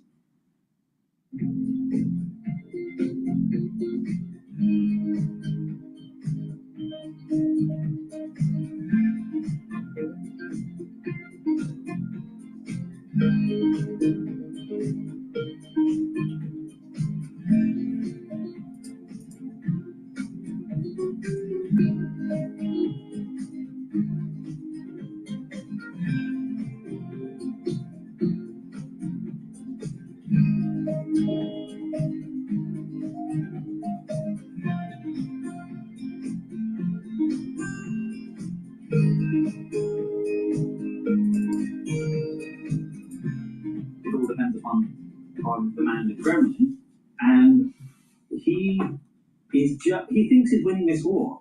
So it's not clear to me why he should make Donald Trump the great peacemaker who ends it, and that Putin has to go back in his box and doesn't get almost anything that he wants except possibly a slice, a large chunk of Donbass. That's not why he started this war. It was entirely for different reasons. Delighted to have James Nixie from the Conflict Studies Research Centre with me. James, an Oval Office meeting on Monday that didn't end in angry scenes and excruciating scenes. Will Zelensky be relieved or maybe hopeful today? Yeah, I know. Remarkable, isn't it? The turnaround since February. Yeah, relief is surely one of the things, because ambush or some form of repetition, the fact that Putin spoke to Trump last, would all have worried the Europeans. And I think Zelensky must have been very grateful. He had so many prominent Europeans flanking him up.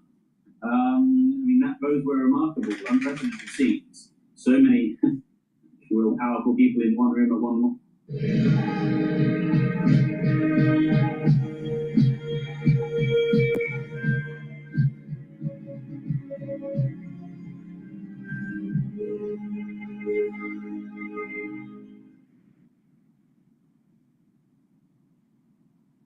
Exceed every expectation in the new 2026 Infiniti QX60 from Douglas Infiniti.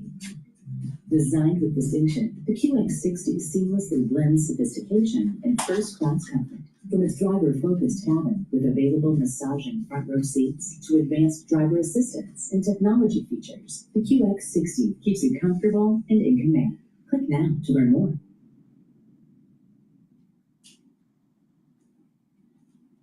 Real powerful people in one room at once.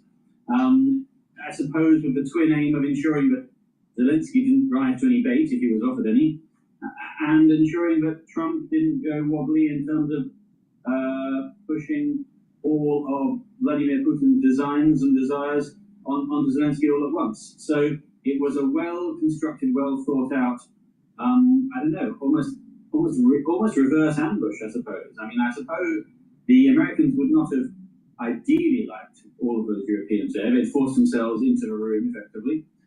And then it's much harder to browbeat 7 or 8 people than just one from one small nation, which, you know, he doesn't really clearly care that much about. So I think it was quite a remarkable effort from the European leaders, quite frankly, as well as Zelensky himself, who performed admirably. For Zelensky, the positive takeaway that he's been talking about is Trump's pledge of security assistance. That Zelensky says will be formalized soon. What's your sense of what that mooted security guarantee could look like? Well, what they want it to look like is very similar to Article 5, whereby of NATO, whereby an attack against one is an attack against all. And that would be the ideal. Although it should be said that Article 5 doesn't automatically mean, in NATO terms, that everybody suddenly joins in the bun fight. In fact, what it means is they get together and decide what to do in defense of the injured party. But my sense is this has been slightly over-egged, and that this is not a cast iron security guarantee in the way that Article 5 is supposed to be. It's hard to see some countries committing troops on the ground in Ukraine, fighting in particular in the air as well, by the way, because that has been such a bugbear for the MAGA crowd in particular, although I understand that some things are changing within that particular policy. So that's one thing. So I do think that this is, my understanding is that these security guarantees are sub-Article 5, and in fact, quite frankly, that they would be in deference to the United Nations, which obviously contains Russia on the permanent file of the Security Council, and that Russia would have to authorize it themselves. So that's really like, you know, turkeys and Christmas. So I'm skeptical here, but mostly I'm skeptical here, and I'm sorry to be such a sort of a downcast pessimist, but because it does seem to me that if you take this optimistic scenario whereby Ukraine draws the lines on the line of contact right now, and you have a peacekeeping force of some sort, a reassurance force of some sort, and that Vladimir Putin is effectively put back in his place, that just doesn't sound like Vladimir Putin to me. So I think the one thing that I have noticed as being absent from all the analysis that we've seen in the last sort of less than 24 hours is what Russia's reaction is. And that's partly because we don't know, because they haven't reacted properly yet, as far as I've seen this morning. and because it does go against the very core of what Vladimir Putin wants. And we know kind of what he wants from the November and December so-called security treaties or ultimata, which gave Ukraine sort of a matter of weeks to fulfill them before Russia would invade. It wasn't possible to do so because it required NATO retreating to pre-1991 lines, amongst other things, and I think it requires a little bit of psychological analysis of Vladimir Putin to understand that he is not a man to compromise, not one for ceding territories, not one for accepting that Ukraine has, or that the West has any business doing anything in Ukraine, up to and including EU membership, never mind NATO membership. Vladimir Putin regards Ukraine as an indelible part of Russia. That Russia cannot be Russia without Ukraine being part of it or attached to it as you wish. So I think that the flying moment is still to come in a way. I mean, I suppose much as we think that the US has drifted, and I'm sure that's correct, in the last 6 months, then ultimately they are all mature liberal democracies with a question mark on the liberal, shall we say. And that has meant that it has not been, that's an easier proposition than negotiating with somebody who doesn't hold the same standards, values, isn't bound by a treaty. And so therefore, if you go back to your security guarantees question, then the question is how to make it less like the Budapest Memorandum, which was trampled all over, and more like Article 5 of NATO. And that the devil in that detail is yet to be sorted. Ahead of this meeting in the Oval Office, the Kremlin again said no NATO troops in Ukraine, which perhaps would suggest any kind of security guarantees involving other countries, perhaps the type of countries that get involved in UN peacekeeping forces may be satisfactory to Russia? Possibly. It counts out the Turks, of course, because the Turks are in NATO. The Chinese have been mooted, but it's very unclear that the Chinese want such a thing. It's a little bit hard to see where they might come from. Mercenaries have been mooted, but again, that would not be acceptable to, I think, the Western powers and to Ukraine in particular. So it doesn't strike me as being it's easier said than done. I mean, if you're looking at scrabbling around for ideas, then of course the other point is maybe not so much troops on the ground but planes in the air, whereby they do go back to creating a no-fly zone or a bubble or a series of interconnected bubbles, which would also give the Ukrainians some respite. But of course, for that, in a sense, for that you need the ceasefire. The ceasefire is not coming to peace deal now. Style and substance.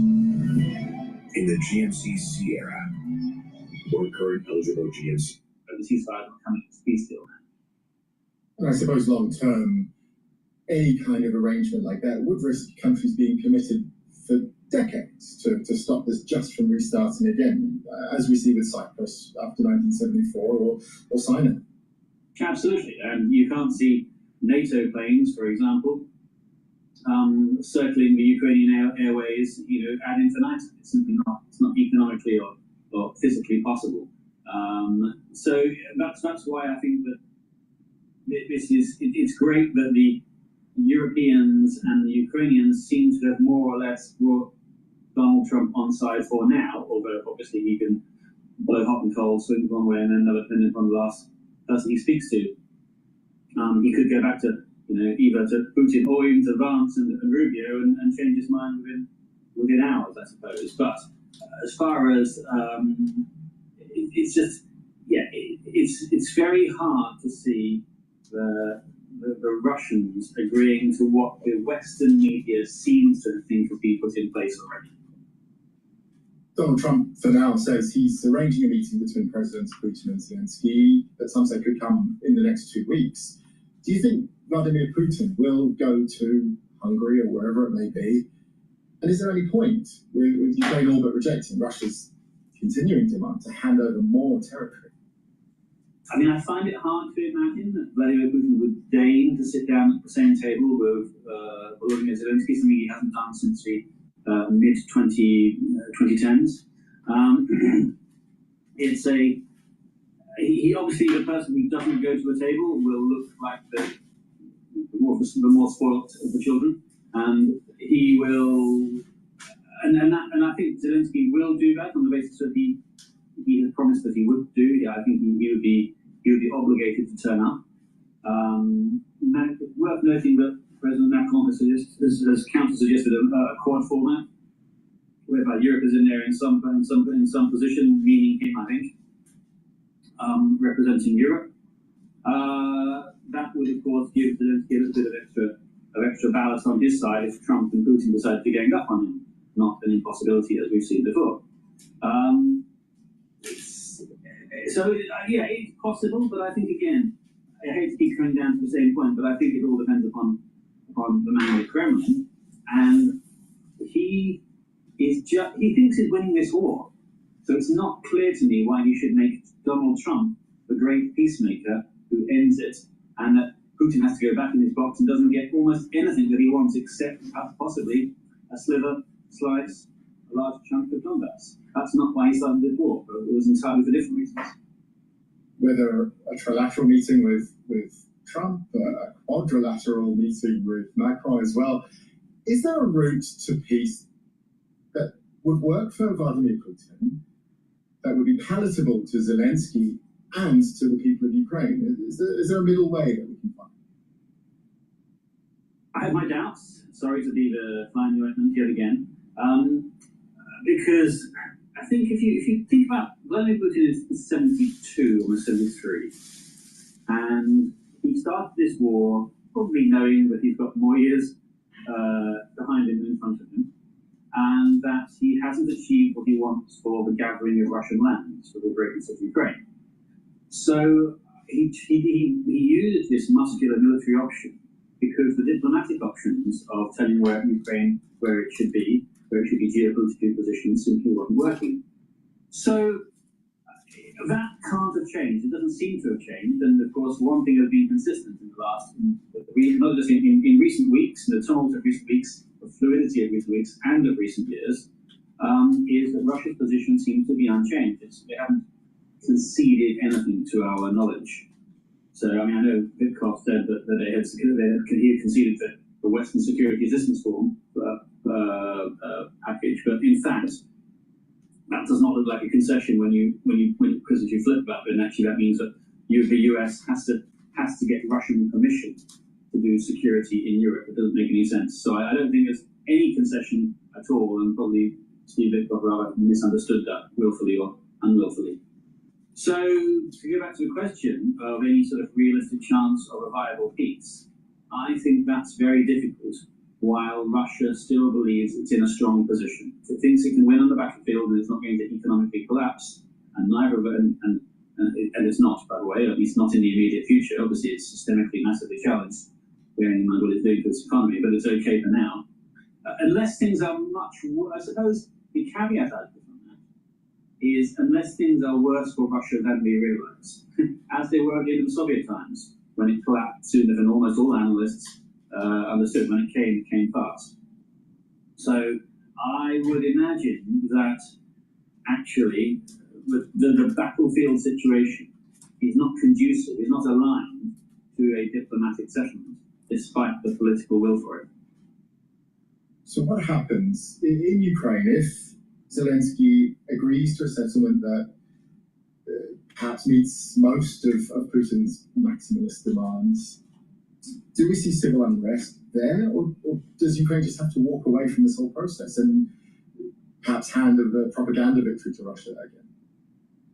So I was in Ukraine 3 weeks ago, and I happened to be there during the protests on the anti-corruption issue. And it was quite extraordinary to see the people of Ukraine come out in defiance of their government, but saying quite crucially that, listen, we support our government, we support Zelensky in the war, but not in this anti-corruption maneuver, which is outrageous, and we didn't fight and die for this.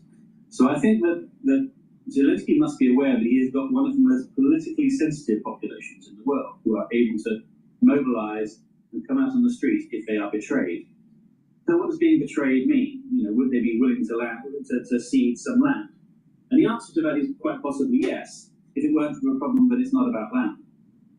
Because this is not about land for Russia. I mean, it's about control. Russia needs to control Ukraine. It doesn't need Ukraine's land per se. It just had to go in that way, as I say, because it wasn't getting it any other way. So if Zelensky cedes control of some sort, then I think that is a more dangerous position for him politically. If he were to say, listen, can't get you Crimea, can't get you some of Donbass, then that might be accepted by the Ukrainian population temporarily, but not having it codified. One of the problems might be in codification because, of course, part of the Russian demands are to ensure that this is accepted de jure, not just de facto. To circle back to where we started, Monday's Oval Office meeting, it's clear there's a clear aggressor and a clear victim here. Will Donald Trump, or has Donald Trump come to appreciate this? I mean, it's very... In today's data-fueled, always-on environment, innovation is key. It's time to reimagine and modernize your data infrastructure. Break free. I mean, it's very hard to say, isn't it? Because it's like sort of trying to nail down water with Donald Trump. I mean, you think you might have an agreement, and then it comes out differently on the other side, or then he talks to somebody else, or then he talks to his advisors, talks to his adversaries, then goes back to talking to us. And so you just don't know quite where he stands. If it's any consolation, then that does off-put or wrong-foot the Russians as much as it does us. They equally, presumably, cannot know where Donald Trump stands, unless there's something that they know that we don't about him being a Russian asset. But if you ignore that for a second, then I think that it's much more likely that this is, because we're not dealing with a professional politician, he doesn't really have the deftness or the skills to act and stay acted upon. He's much his style of governance is so much more singular and centralized around himself, and everybody else scrabbling to keep up, as we've seen in his entourage, who did not support him, but of course now very much do so. And so it's really hard to pinpoint Donald Trump. I mean, I do say that frequently, but Vladimir Putin is much easier to understand. We can understand his motivations, his background, his writings, his speeches, and there is quite, and also in addition to that, there's a great deal of consistency. And Donald Trump is nothing if not inconsistent. And so I don't know if he has come around, or if this is simply the latest maneuver in a shambolic or not shambolic, effort to sort of muddle through this. He's obviously claiming that he wants peace. And actually, do you know what? I believe that. I think he does want this war over. That is true. And that's possibly, that is different to his Russian counterpart. Vladimir Putin probably wants the war to continue because he thinks he is winning it, and he can get more on the battlefield than he can around the table. But whether that's enough for an intrinsically pro-Russian, but for an administration which is at least more pro-great power and more anti-little power, calling Ukraine a little power is a bit strange, but than before. So, yeah, it's not clear to me that Donald Trump has been won over, but I would regard Monday as a success for Western liberal powers and Ukraine after the nerves that were created in the immediate aftermath of Alaska. James Nixie, thank you very much. Thank you very much. What a pleasure. Really appreciate that.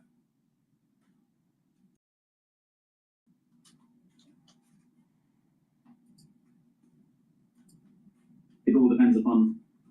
Please go to my store, the-studio-reykjavik.com, and get the Max 35. Max 35 is 35 parts per million. You take a teaspoon a day, swish it in your mouth, gargle, 20 seconds, 30 seconds, and then swallow it. What it will do is help with your immune system. It'll boost it up. It's going to help the health of the epithelial lining, help the health of your oral cavity and your oral pharynx, and increase your mucosal barrier.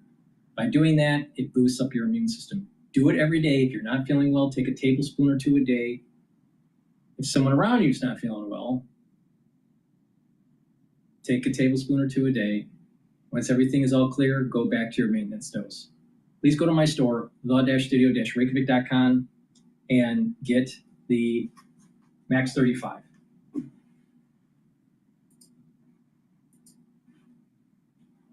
Ahead, we'll bring you all of the updates, including an interview with Sir Peter Westmacott, former UK ambassador to the United States. He'll be here to talk about all the latest updates when it comes to the war in Ukraine, as this White House ramps up the pressure for there to be momentum on the way forward. And it's not just our allies that are under pressure from the White House, but Federal Reserve Chair Jerome Powell, too. This week, our very own Michael McKee is live in Jackson Hole, Wyoming, fresh off of an interview with Fed Vice Chair of Supervision, Michelle Bowman, who, Michael Shepard, is a contender to potentially lead the central bank once Powell vacates his post as the chair. Her name has come up in discussions, but she was careful to demur on her interest and really focus on the task that she has as the Vice Chair of Supervision. She has a big task ahead of her, as she outlined in her interview with Mike, laying out the efforts to address what she referred to as debanking, the issue affecting crypto, but also, as President Donald Trump signaled in his executive order, perhaps some ideological bias behind banks' behavior too when it comes to customers. Right, exactly. And there's other big stories that we're following here as well on Bloomberg, and we'll be talking about them throughout the hour, including one that I know that you watch closely, which has to do with the U.S. potentially here becoming a stakeholder in Intel. Well, that's right. And this is a key moment really for the tech industry, and especially for an iconic chip maker. And that is whether the U.S. government will proceed with taking, as our colleagues here at Bloomberg have scooped, a 10% stake in Intel, and it will make the U.S. government the largest shareholder in this company. And it's something that's moving shares as we speak, Tyler. And let's go to Charlie Pellet, the voice of Bloomberg Radio and the New York subway, for the latest on the markets.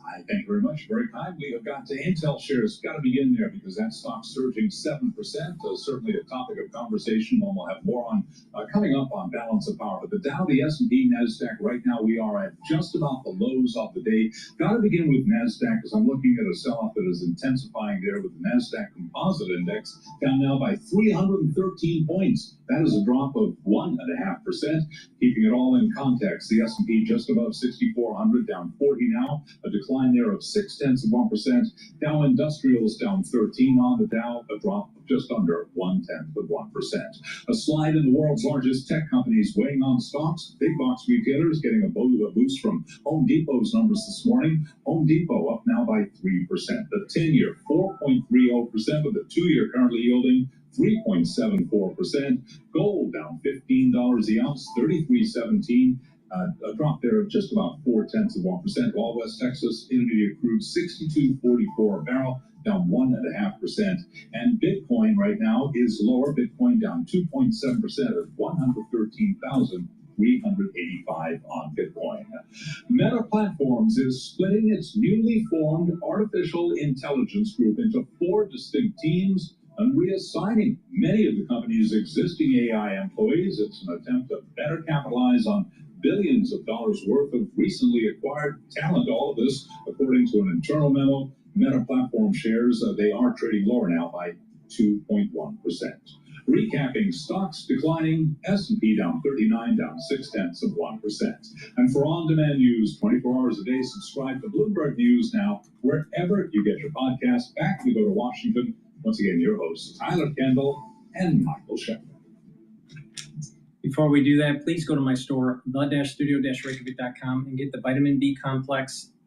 Vitamin B complex will boost up your cellular metabolism and increase your ATP levels. The first 4 B vitamins helps with the electron transport chain, which is in your mitochondria to boost up those ATP levels. Also, vitamin B complex through vitamin B12 helps to protect your neurons. That an initial demand from the Kremlin was for Ukraine to abandon its defense industry, abandon Western military flows. We heard from President Trump earlier today, speaking in an interview with Fox News, laying out the stakes of what's happening here. I hope President Putin is going to be good, and if he's not, it's going to be a rough situation. I hope that President Zelensky will do what he has to do. He has to show some flexibility also. They're not going to be a part of NATO, but we've got the European nations, and they'll front load it, and they'll have some of them, France and Germany, a couple of them, UK. They want to have boots on the ground. Not in. I don't think it's going to be a problem, to be honest with you. I think Putin is tired of it. Joining us now for more is Bloomberg's national security reporter Natalia Drozdiak, who has been following this story, helps lead our coverage when it comes to foreign policy here at Bloomberg. And Natalia, it felt like one of the big takeaways yesterday was that we did see these firmer commitments from the White House, from President Trump, when it comes to a U.S.-backed security guarantee. But do we have any details on what this is actually going to look like in principle? Well, we did hear a bit more from President Trump today. I mean, he basically rolled out U.S. troops on the ground and described a bit about potentially having air support to provide a sort of backstop to Western forces that would monitor some sort of peace in Ukraine once they reach that deal. But, as you mentioned at the top of this, they're still trying to hash out the details right now. So we know that the national security advisors from Ukraine, the U.S., and the European nations are all trying to figure that out right now, especially ahead of the next meetings. Natalia, I wanted to bring up the next meeting and the idea from President Donald Trump, and one shared by the European counterparts who were there yesterday, would be a bilateral sit-down between Vladimir Putin and Volodymyr Zelensky. But how would that work without perhaps a chaperone, for lack of a better word? And what sort of neutral location would even be feasible, given perhaps some of the U.S. president's estrangement of other neutral locations potentially through tariffs? Switzerland and Brazil. Yeah, I think that's a great question. I mean, first off, we need to get Putin to actually commit to this because we haven't actually seen that yet. The Russians put out a statement yesterday saying they were exploring the idea of looking at more senior Russian and Ukrainian officials talking, but they didn't say anything specifically about Putin actually doing this. So we have to see first. But then in terms of where this actually takes place, I think it's a really great question. Switzerland was an idea that was thrown out there, but that's a country that has really clashed with Trump over trade, so that's pretty much ruled out. Hungary is another option, but they have been a thorn in the Ukrainian side for many years, especially over the prospects of EU accession. So that seems unlikely. I think one area or one place where it might be possible would be in Turkey, because we've seen the last round of talks between the Ukrainians and the Russians at the lower level in May were held in Turkey, so that might be an option. Just in our final minute that we have with you, Natalia, what sort of reaction did we see from our European allies? Half a dozen of them descended here in Washington yesterday. I believe it was the German chancellor who said that this meeting actually exceeded his expectations. Yeah, I think we can't, explain enough how much anxiety there was going into this meeting from the Ukrainian and the European leaders, just given what they had seen on Friday when Putin and Trump had their big summit in Alaska. There was a lot of concern that Trump had essentially swung behind Putin and was disregarding concerns from the Ukrainian side. And, after they met, there was a huge sense of relief also because there wasn't another blow up in the Oval Office between Zelensky and Trump as we had seen in February. But then not only that, they also managed to pin Trump down on the security guarantee part. All right, Natalia Drozdiak, we thank you always for your coverage, a reporter here at Bloomberg News covering national security. Please go to my store, the-studio-reykjavik.com, and get the omega-3. Omega-3 will help with your cardiovascular health, bring down systemic inflammation, help you to bring down LDL levels and increase your HDL levels. By lowering your LDL levels and increasing your HDL levels, you're reducing the formation of plaque buildup in your vascular system. It's very important to take omega-3 every day. Another great supplement that I have to help with your pancreas is digestive enzyme complex. This will help you to break up the carbohydrates, proteins, and lipids. They'll be easier to digest, less stress on your pancreas. If you work out let's say you're an athlete, taking your pre-workout fuel source or your post-workout fuel source, make sure you take the digestive enzyme complex to help you break down that fueling. So please go to my store, the-studio-reykjavik.com. Use discount 5, you get $5 off any order. You spend $100 or more, you get a free gift until supplies last. Get the digestive enzyme complex and the omega-3, help with your cardiovascular health and your pancreatic health. Arms, no U.S. troops on the ground, no call for a ceasefire yet. What is your read on the state of the American president's commitment to actually securing Ukraine for the long term? Well, I think what he's trying to do at the moment is to head off the demands that there have been from President Zelensky and from a number of European governments for Ukraine to be considered as a credible member of NATO. That is anathema, of course, to Putin, who doesn't want to have NATO on his doorstep. He doesn't grasp, of course, that NATO is a voluntary alliance that is defensive of countries, many of which were once under the Russian jackboot. He wants to rebuild the Russian Empire, regardless of the wishes of the countries and the governments concerned. But leave that to one side.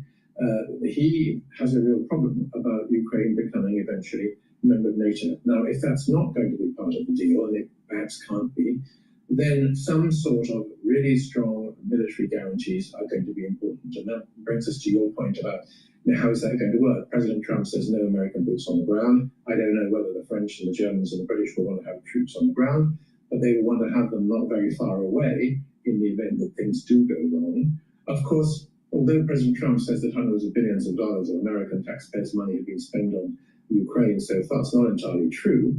And of all the money that's gone on military equipment, 83% of it has gone to American defense companies. So, it's not been just handouts. And so it's not surprising that he says that if there's to be more money, more arms, that they should be paid for by the Europeans. But it's already largely being paid for, shall we say. And it's already been good business for the American companies. But by saying we will strengthen Ukraine's defensive capabilities with this military equipment, then I think he's putting in place a credible alternative, I hope, to the possibility of eventual NATO enlargement. That's what that's all about. It's about giving Zelensky and the others in Ukraine an assurance that if there is a deal, and we haven't talked about territorial swaps and so on yet, we should come on to that, if there is a deal, that is one that can be relied upon to be fair and lasting. Can we just dig down a little bit more on what this credible deterrence framework would look like? And as we're talking about the different sort of aspects that we could see, we keep hearing this idea about air cover, and perhaps this is an area where the U.S. would be pushing forward the most here. Can you give us some insight into how these negotiations are happening behind closed doors when it comes to what the U.S. would actually supply to a security guarantee to make sure that a potential deal would actually get through? Well, there's a lot of discussion still going on. There's a coalition of the willing meeting who was co-chaired by the French president and the British prime minister, I think, today. There are military chiefs getting together in Washington. I think there's a lot of the detail of what it really means that has got to be worked out. But we do know from President Zelensky that he would like to have, I think he said, 10 different Patriot missile systems on Ukrainian territory. These are very expensive, but they are super effective. And they are a very important part of the defense of Ukraine against ballistic missiles and other Russian hardware which might be fired there. Then I think other parts of it would be territorial guarantees. The president's talked about something that is Article 5 light.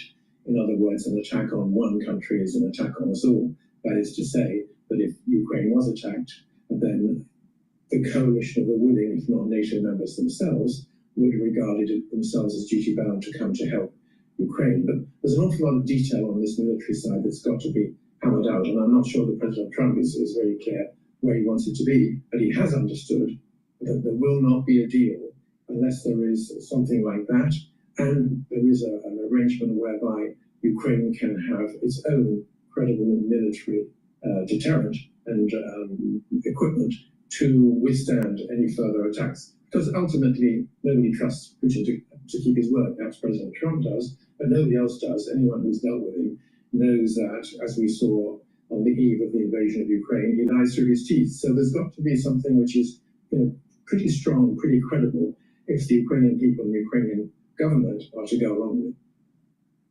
Sir Peter, one thing President Donald Trump has made clear is his desire to move very quickly with this and outline together with European leaders yesterday a timetable of perhaps a bilateral meeting between the Russian and Ukrainian leaders within 2 weeks and perhaps a trilateral meeting, including him, within 3 weeks. Is that overly optimistic, and what are the risks of moving at this pace? Well, one of the benefits of having somebody like President Trump in the Oval Office is that he likes to move fast. Look at all the different things that he's done since he became president. Some of them we may like, some of them may not, but he doesn't hang around. And he's a deal maker, as he likes to remind us regularly. So, and he also would like to see an end to the killing, as would we all. So I think he wants to get on with this. He doesn't think there's any need for a ceasefire, which is what Zelensky wants and what everybody else on the European side would like, and what the Chancellor of Germany and the French President reminded him was a requirement for progress towards some sort of a settlement. He's now moved off that because Putin didn't want to have a ceasefire. He wants to go straight to a settlement. But to do a settlement in very short order, when you're talking about territorial issues and guarantees and Putin's desire, frankly, to dismantle the entire post-Cold War European order, that's going to be very difficult. And that's a real problem. Let's hope that we can move fast. I think everybody would be delighted if there was rapid progress. But there were questions to be answered, such as, what does the president mean by territorial exchanges or territorial swaps? Has anyone seen any sign of the Russians offering land of theirs in exchange for the land of Ukraine that they want to keep for themselves? I don't think we have. All we've seen is that there might just be the possibility of the Russians withdrawing from some little corners of Ukraine that they've already occupied in exchange for getting others. Well, that doesn't sound to me like a very fair deal. I'm not sure that it would to President Zelensky either. So these territorial issues, as well as the military guarantees and the broader political questions that we've touched on, this does take time. But President Trump is a man in a hurry. He went to Alaska. A couple of days later, there was everybody in the Oval Office. We've now got the coalition of the willing talking to each other. We've got military chiefs looking at the military guarantees question. It would be wonderful if we could make early progress, because each day that we speak, there are more people being murdered by Russian missile attacks on Ukraine. Sir Peter, in just the last 30 seconds that we have with you, I'd love to get your thoughts on what has been a relatively warm relationship between the UK Prime Minister Keir Starmer and President Trump throughout this process. What do you make of the evolution of this relationship, considering that the UK was the first to ink a trade deal, for example? Well, it was, and it started, I think, with a very successful visit to the Oval Office by Keir Starmer. Not everybody was convinced that it would work. You got President Trump, who was full of a MAGA approach and somewhat protectionist. You got Keir Starmer, who was a Labour politician, a free trader. How was that going to work out? Sir Peter, I'm so sorry. We have to leave it there. Peter Westmacott, former youth. Leave it to a Brit to just keep on talking. Please go to my store, the-studio-reykjavik.com, and get the resveratrol. Resveratrol will help with the health of your mitochondria, boost up the ATP levels. It's an antioxidant. It'll help with youthful gene expression, get rid of cells that are in senescence. So it's a great way as part of a healthcare protocol. It stacks really well with C60, NAD+, ubiquinol, clarity factor. So please go to my store, the-studio-reykjavik.com, and get the resveratrol. Also, what's important is to bring down inflammation, daily detoxify your body, and soak up free radicals. And a great way to do that is to take the heirloom barley. Heirloom barley is a powder. You mix it with soft foods, filtered water, milk, or a smoothie. Take it once a day. Take 1 scoop a day. This is a month's supply. And that's a great way to detoxify your body and bring down inflammation. By bringing down inflammation, you're helping your vascular system, you're helping your immune system, you're helping your brain, you're helping with your joints, your musculature. It'll help you recover after a workout. So please, go to my store, the-studio-reykjavik.com, get the heirloom barley, take it daily. And you can stack it with the resveratrol. So resveratrol helps with the youthful gene expression, and the heirloom barley is helping to detoxify your body and bring down inflammation and soak up free radicals. So please go to my store, use discount 5, you get $5 off any order. If you spend $100 or more, you get a free gift until supplies last.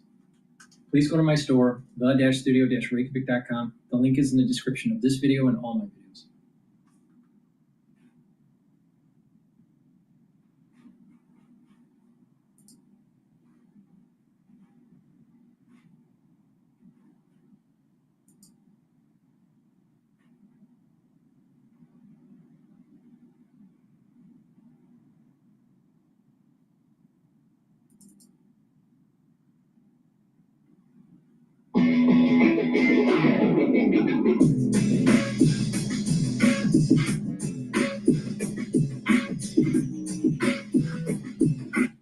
I want to bring in NBC's Gabe Gutierrez covering the White House. NBC's Andrea Mitchell conducted that interview with the Finnish president. And Ben Rhodes served as President Obama's Deputy National Security Advisor. He is also an MSNBC political analyst. So, Andrea, I know that you also asked President Stubb about this meeting between Zelensky and Putin. He seemed to think it was happening. What do we know for sure? Well, he suggested that it could happen within a week or two, relatively quickly. That the security guarantees, he said, are up to us, not to Russia. I asked him about Russia's immediate rejection from their foreign minister, Lavrov, almost as soon as the meeting broke up, and saying that there could not be any NATO presence. And he said, we've been talking about this among the 30 nations, the coalition of the willing. Chancellor Merz called another meeting for today, a virtual meeting of that group. They've been working on the military possibilities, and that this could happen rather quickly, that the security guarantees are not a decision for Russia, that he said that is up to us. And he takes a very hard line as a country with an 800-mile border with Russia, a relatively new member of NATO, which joined NATO precisely in 2023 in response to Russia's invasion, and has a very strong military, is a very strong contributor to NATO, and has and keeps purchasing warplanes and other military equipment. So they are very well armed indeed. So, Gabe, what is the White House doing right now to put a meeting on the calendar? Well, Chris, there are active negotiations underway to try and make this happen. But as you suggested, right now we don't have much clarity on all this. Now, yesterday it was very interesting to hear President Trump speaking with French President Emmanuel Macron in a hot mic moment where he talked about the possibility of coming to a deal with Vladimir Putin. Let's listen to that. Thank you.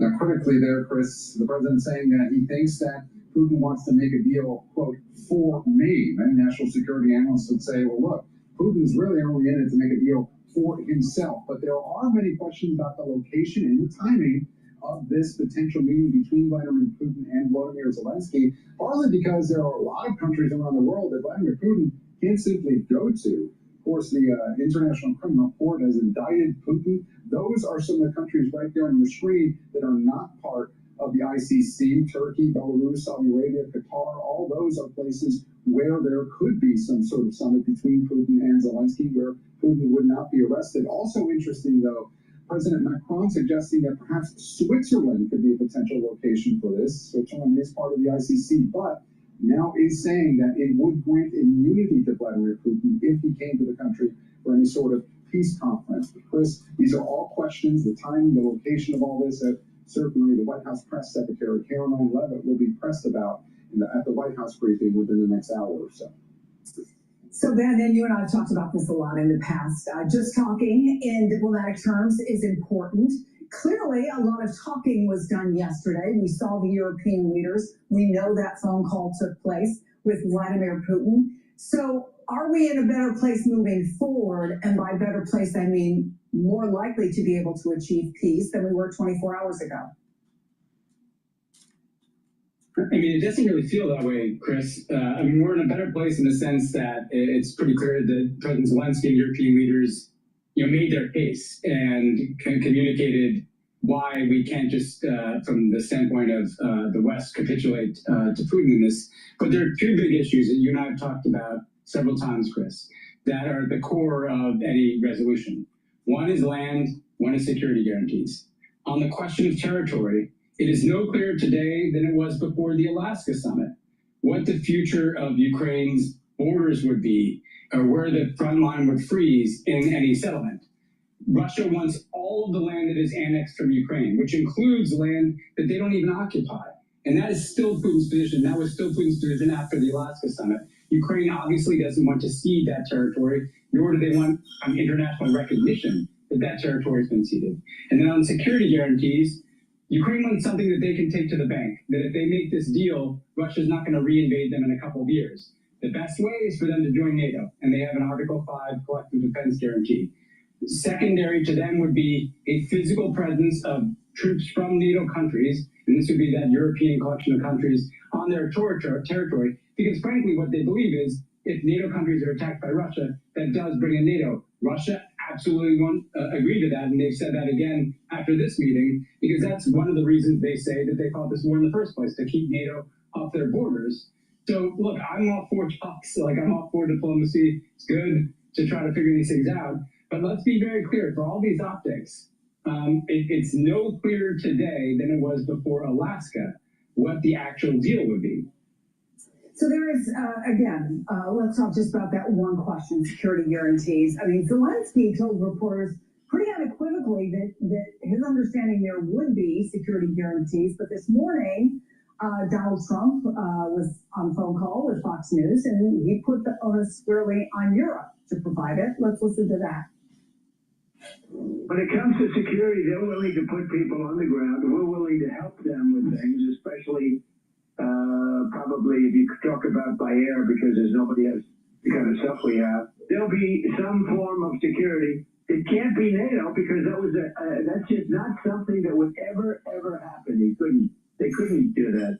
So who would want that? I mean, if you were Russia, who would want to have your enemy, your opponent, sitting on your line? You don't do that.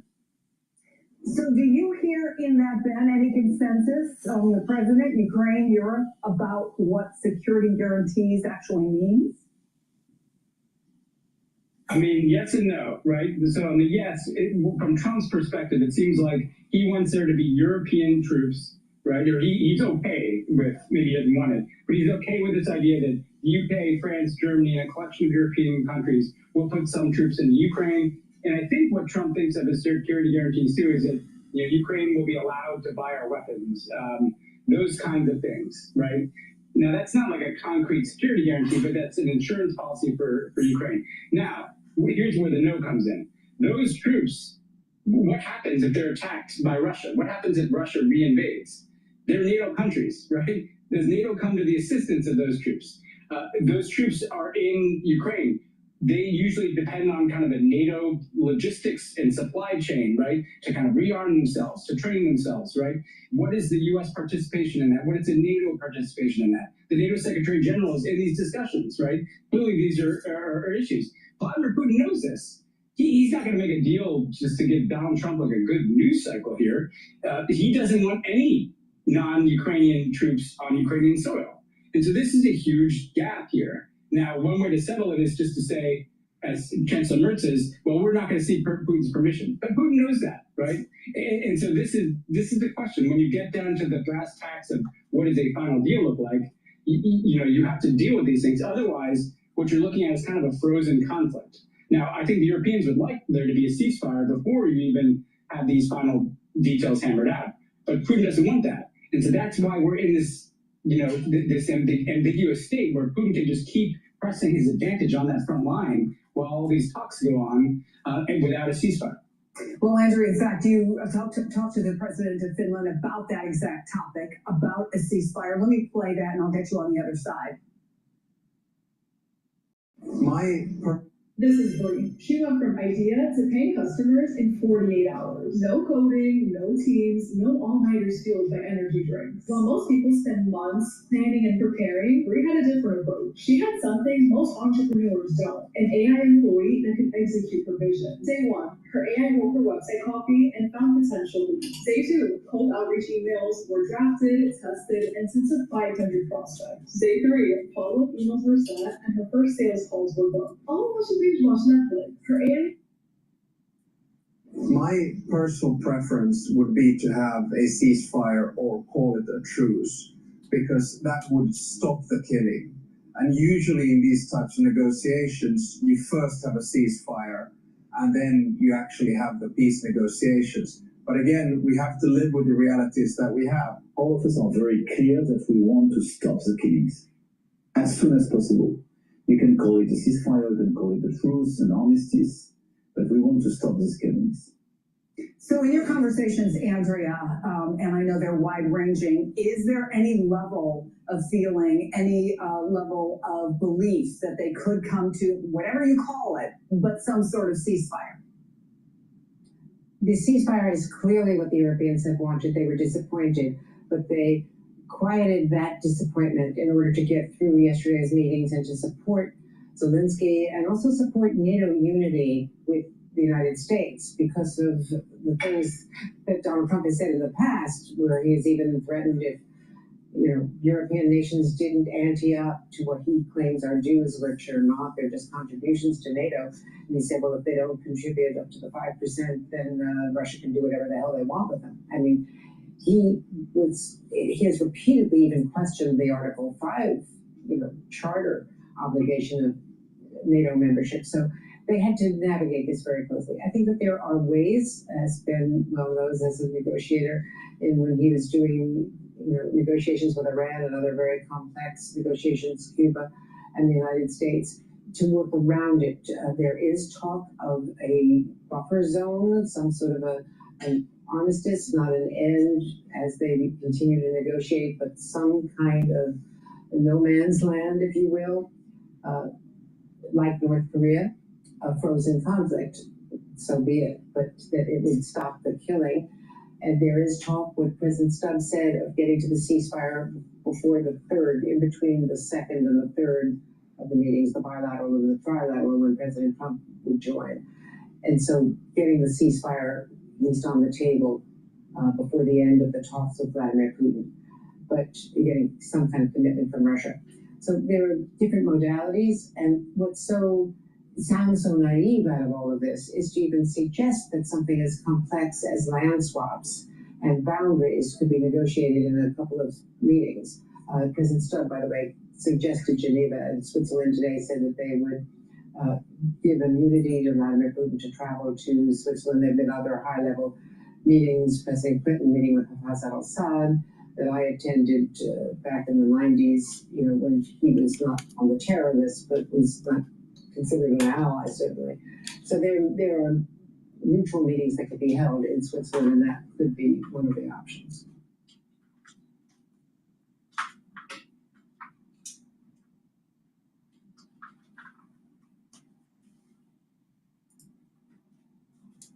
Please go to my store, the-studio-reykjavik.com, and get the Gladiator Barley. The Gladiator Barley will help to build strength, build muscle, they'll detoxify your body, bring down inflammation, and soak up free radicals with superoxide dismutase. It's a powder, it's a high-density protein. You take it every day, do resistance training. Stacks well with Myotrol and Boomer Boost. Now, Boomer Boost has 68 nutrients. It has a very comprehensive profile. It's a powder. You mix it with soft foods, filtered water, milk, or a smoothie. Take it every day. It focuses on multiple systems. It focuses on your heart and your vascular system, your brain function, your musculature. It helps increase energy levels, boosts up your metabolism. It's a great way to lose weight if you want to lose weight. If you want to lose weight, take Boomer Boost with a soft food like yogurt or hummus, either for breakfast or for lunch, and then do a normal balanced meal for the other 2 meals for your day. Do some calorie restriction because you're trying to lose weight. You'll have a steady burn of energy throughout the whole day. And over time, you're going to lose weight safely. And if you continue that and you maintain that weight loss, what's going to happen is your adipose tissue will start to die off. See, a lot of people don't realize that you have fat cells, adipose cells, and they can swell up with triglycerides. Now, when you lose weight, you're burning off those triglycerides, but the cell is still there. So that's the reason why people can go into a yo-yo diet, and they gain the weight really quick. It takes 5 years of a change of lifestyle to permanently lose weight. So this is a great way to safely lose weight. You do some resistance training, some cardio, balancing exercises, stretching exercises. You'll have all the nutrients you need. And when you apply that, you're going to safely lose weight, and you're changing your lifestyle. You're eating properly, you're sleeping better, you're bringing down inflammation, and you're doing the 4 modalities of exercise. These are all very important in terms of lifestyle change. Make sure you drink filtered water and stay away from processed foods. Eat more vegetables, more protein. When you do that, over that 5-year period, you are going to permanently lose that weight, right? But a lot of people, they think, oh, they just lost the weight and it's done. No, it takes 5 years. 5 years to get rid of the adipose tissue, unless you do liposuction. So take the Boomer Boost. It's a great way to lose weight, control your A1C levels. Now, let's say you're at a good BMI level. You can benefit from Boomer Boost too. You just maintain your calorie intake and mix it with one of your meals. And that's what I do. I take it every day. You could stack it with either Gladiator barley or heirloom barley for max benefit. Now, with the Boomer Boost with the Gladiator barley is a great way to help build more muscle, bring down that inflammation, detoxify your body. But you can do the same thing with the heirloom barley. It's just heirloom barley isn't really designed for building muscle. So please go to my store, the-studio-reykjavik.com, get the Boomer Boost and the Gladiator barley. This is the stack that I prefer to do with the Myotrol. So please go to my store, the-studio-reykjavik.com, and get the great supplements I offer. Now, just to reiterate what the protocol is and then how you can stack on top of that. So I went over all these different stacks throughout the broadcast. The foundational piece is the complete multivitamin with the probiotic. The 4 pillars on top of that foundation are taking Max 35, Max 14, or even Cleanse to boost up the immune system. The second pillar is the C60 to soak up free radicals. The third pillar, take turmeric, ashwagandha, and lignans to help with your cardiovascular health and your immune system. And the fourth pillar, the Boomer Boost, to rev up the metabolism and to increase your energy levels. That's a very powerful anti-aging protocol, longevity protocol. And that way you have more vitality. You can add stuff to that, like the resveratrol or the digestive enzyme complex. So there's lots of ways to customize this for you. These are supplements that I take every day. So please go to my store, the-studio-reykjavik.com, and get healthy. It's a holistic approach. It's the proper supplementation and stack, proper diet, proper exercise, proper sleep, learn new things, talk to people, read, write, filter your water, stay away from processed foods, and you'll get healthy. Thank you for listening, and have a nice day.